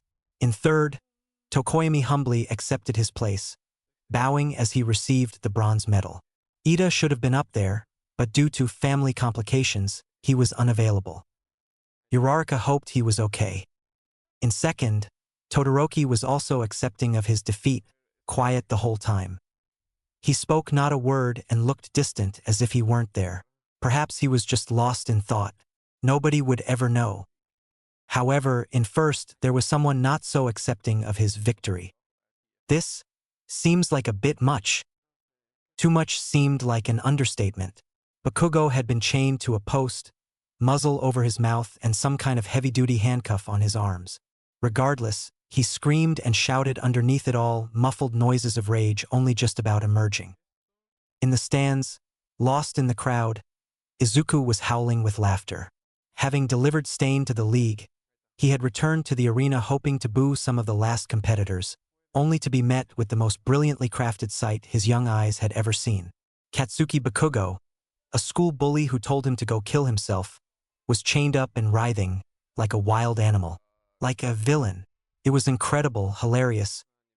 The second All Might removed the muzzle, Sparky Boom Boom Man began to shout and scream about how his victory was worthless, how nothing mattered and he wouldn't accept it. By this point, half the arena was staring at Izuku, who was cackling like a madman, his head about to fall off with laughter. Tears brimmed in his eyes, threatening to spill over in their mirth. The sun shone overhead, glaring upon the crowd as they began to shuffle out. Once the arena had been emptied, he stopped laughing and called for a portal, stepping in quietly. There was still something left to do today. Gihiko Estate was very beautiful. Anyone who lived there or even worked there could tell you that much. Each building had a marble lobby the size of a tennis court inside, at the bottom of a stack of vast, sleek apartments, all of which housed equally snobby and prim residents. The doors were tall and mahogany, the floors were shined and insured for any scratch or drop of Prosecco that dared spill on it. All day, young women in their 20s, trophy wives, would stream in and out with their Prada handbags in tow, necks and faces and feet adorned with only the finest money could buy. All night, businessmen would come home with their mistresses, their boss, from meetings and beer to a warm home and a crystal glass of sparkling water before heading to sleep in their silk-sheeted king-size beds. At least, that was probably what the plain couple next to Keiho in the elevator thought. Compared to Keiho in her admittedly old and worn Armani trench coat, high-heeled shoes and unripped tights, these people looked undoubtedly drab. The rosy-cheeked woman had brown hair to her shoulders, just below the neckline of her pale yellow shirt, paired with tired blue jeans and sneakers from a decade ago. The man wore similarly old clothes and had patches of graying stubble forming across his jaw. Neither looked like they belonged. 1, 2, 3, 4. As the numbers rose on the elevator screen, so too did the glow in Keiho's eyes, surging from dim to bright in a matter of seconds. The idle chatter of the couple was drowned out by the electric ticking and humming in her heart. 4, 5, 6, 7, 8. She closed her eyes, trying to drown out the tiny voice of reason left in her mind. It was bugging her. 9, 10. The ticking took over and she could feel her foot begin to tap along to the rhythm. 11, 12. The voice of reason broke and disappeared. She could feel the jagged rifts in her sanity and her heart grow wider and wider. 13. The ticking stopped. The doors opened. She stepped out of the elevator and into the marble corridor, walking down the hallway to her end. As Uraraka changed back into her regular uniform, she listened carefully to the other girls' conversation. "You were so cool, Yamamo." "Oh, I don't know. I was knocked out of there within seconds. I didn't do that well." "Well, at least you got noticed. I didn't get an opportunity to show off what I can do," Hagakure whined. "Yeah, but I think it would be pretty hard to notice you anyway. You know, since you're invisible," Jairu jested back. "I just wish I could have done better." "I'm sure we'll get another chance," Tsuyu reasoned. "We still have another 2 years, plus the rest of this year, and there's bound to be other opportunities." "Yeah, I guess you're right," Ishido sighed. "Still would have been nice to do more this time around." There was a moment of silence. "Hey, Uraraka, are you all right?" She turned to face them. "Oh, yeah, I'm fine. Just a little bit tired." "If you say so," Jairu said. "Just tell up if you need anything." Uraraka nodded, never meeting their eyes. She couldn't see anything in them but lies. Once they all had left, and she was alone, Uraraka opened her phone and dialed her mother's number. "Ochako? Is something wrong, dearie?" She smiled, relieved. "Hey, Mum, did you see the sports festival?" "Yes, we did. Your father and I watched it on the train. You did so well, honey. We're so proud of you." "I didn't do that well." She started to cry, rubbing the tears out of her eyes with her hand. "Hey, Mum, I'm sorry that I couldn't do more." "Oh, sweetie, you've done more than enough for us." "But I didn't win. I wanted to win so that dash." "Now you listen here, honey."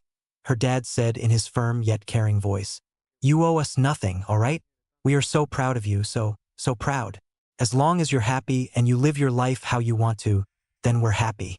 And, hey, if you make money, then you can take us on a nice holiday somewhere. Okay? Why, yeah, I guess. We love you, honey, her mother softly whispered. Emicham, where are you, anyway? You never take the trains anywhere. Oh, we must have forgotten to mention it. We've got the lead role on a big project. Urarika smiled at her mother's enthusiasm. That's great. Where is it? It's at that big, fancy block of flats, right uptown. Urarika paled. You know, the Gehiko estate. The click-clack of Keiho's heels echoed down the corridor. She clasped her hands together, watching the numbers on the doors. 1301, 1302, 1303, 1304, 1305, 1306, 1307, 1308, 1309, 1310, 1311, 1312, 1313. Apartment 13 on the 13th floor, the place Hamura had lived when they first met. Keiho herself hadn't actually lived on the estate at the time, but rather was working as a part-time delivery worker. A resident on the same floor, only a few apartments down, had ordered a new coat for her corgi, and Keiho just so happened to go to the wrong door. Luckily, the cute person who opened the door was very nice about it, telling her where to go. They didn't see each other for a while after that but ran into each other during a villain attack. It was there that she found out that they were a sidekick at the Endeavor Hero Agency, using their quirk and close combat skills to help save people. After that, they started to see one another more often. At coffee shops, the gym, even once at 3 a.m. in a nightclub. With all those encounters, they became tentative friends, exchanged numbers and started to get closer and closer until finally, one day, she mustered up the courage to ask him out. It wasn't anything special, just a rushed question of, "Will you please go on a date with me?" Thankfully, they said yes and they started dating. They were only 19 at the time and some would say that it was a rush, that they barely knew each other. The happy couple knew better. After 2 years of going out, Hamura invited Keiho to come to live with them in the estate. Compared to her old council flat, the Gehiko estate was a dream come true. Naturally, she accepted. From there, she'd gotten herself a nice, well-paying job as the private secretary of a well-established company's CEO, and made a name for herself. Often she'd work from home, so she'd always be there when her loving partner came home, tired from a long day's work. They'd eat dinner, either takeout or home-cooked, watch a movie, play a board game, or just spend some quality time together before heading to bed. Then, Hamura was framed for a bank robbery and arson, and everything changed. They lost their job, their license, their home, and everything else. They only had Keiho, and she felt so sorry for them. The pair of them ended up having to move to a smaller apartment, both becoming villains to support themselves and still have a little left over. Shaking the memories off, Keiho turned the key and heard the signature click of the lock, signifying that the door was now open. Gripping the door handle, she opened the door, looked inside, and froze. The train was stuck. Urarika's parents were probably about to die, and her fucking train was stuck. She had never been angrier in her life, with the exception of hearing Bakugo diss her family. "Damn, this sucks," a man said. "I'm going to be late for a meeting at this rate." Yeah, no shit, she thought. We're all going to be late for important events. Finally, the train started to move. They were still 3 stops away. 3 whole stops. She just hoped she'd get there in time. There was a body. Hamura's body. Hamura's broken, bloody corpse, with its eyes burnt and bones jutting out, burnt skin peeling from the tender flesh. Their horns were broken, tail ripped and wrapped around their throat in a morbid gesture. Newspaper articles, cut out from their place of origin, were strewn around them. Old ones, mottled with age, and with headlines like, "Sidekick of Endeavor robs bank," or "Upcoming hero loses future after bank robbery." She felt like she was about to cry, or worse, throw up. Her mind lost control of her body and she ran to them, crying, and knelt in front of them, bawling her eyes out. The marble was cold, but the air around them felt colder. She wanted to touch their face, feel the warmth of their hand in hers one last time. But when she reached for it, it was ice cold, lifeless. There was nothing left of them, not really. Just a hollow, soulless vessel, a husk of Hamura. Her heart shattered, and her skin crackled. She sobbed, eyes glowing with more rage than ever before. The patches of blue began to burn as rifts and gorges formed in her skin, cracks on the surface, letting out streams of burning blue light. See, the funny thing about Hamura and Keiho was that everyone assumed she was the diffuser of their relationship. If every relationship, platonic or romantic, has one bomb person and one diffuser person, then most would assume that due to her calm and collected nature, Keiho was the diffuser and Hamura was the bomb. But it was the other way around, because she wasn't allowed to be angry or sad or anything. When she felt these strong, negative emotions, her heart would start to break. When her heart began to crack, so too would her hold on her quirk. People assumed that Keiho was the diffuser, but they were wrong. Why? Because of her quirk. Her powerful, one-time use quirk. The ultimate weapon of sacrifice that could both save or destroy. Her quirk was called self-destruct, and it would drag her down with it. As Uraraka raced down the street, she could see the estate. She was a minute away at the most.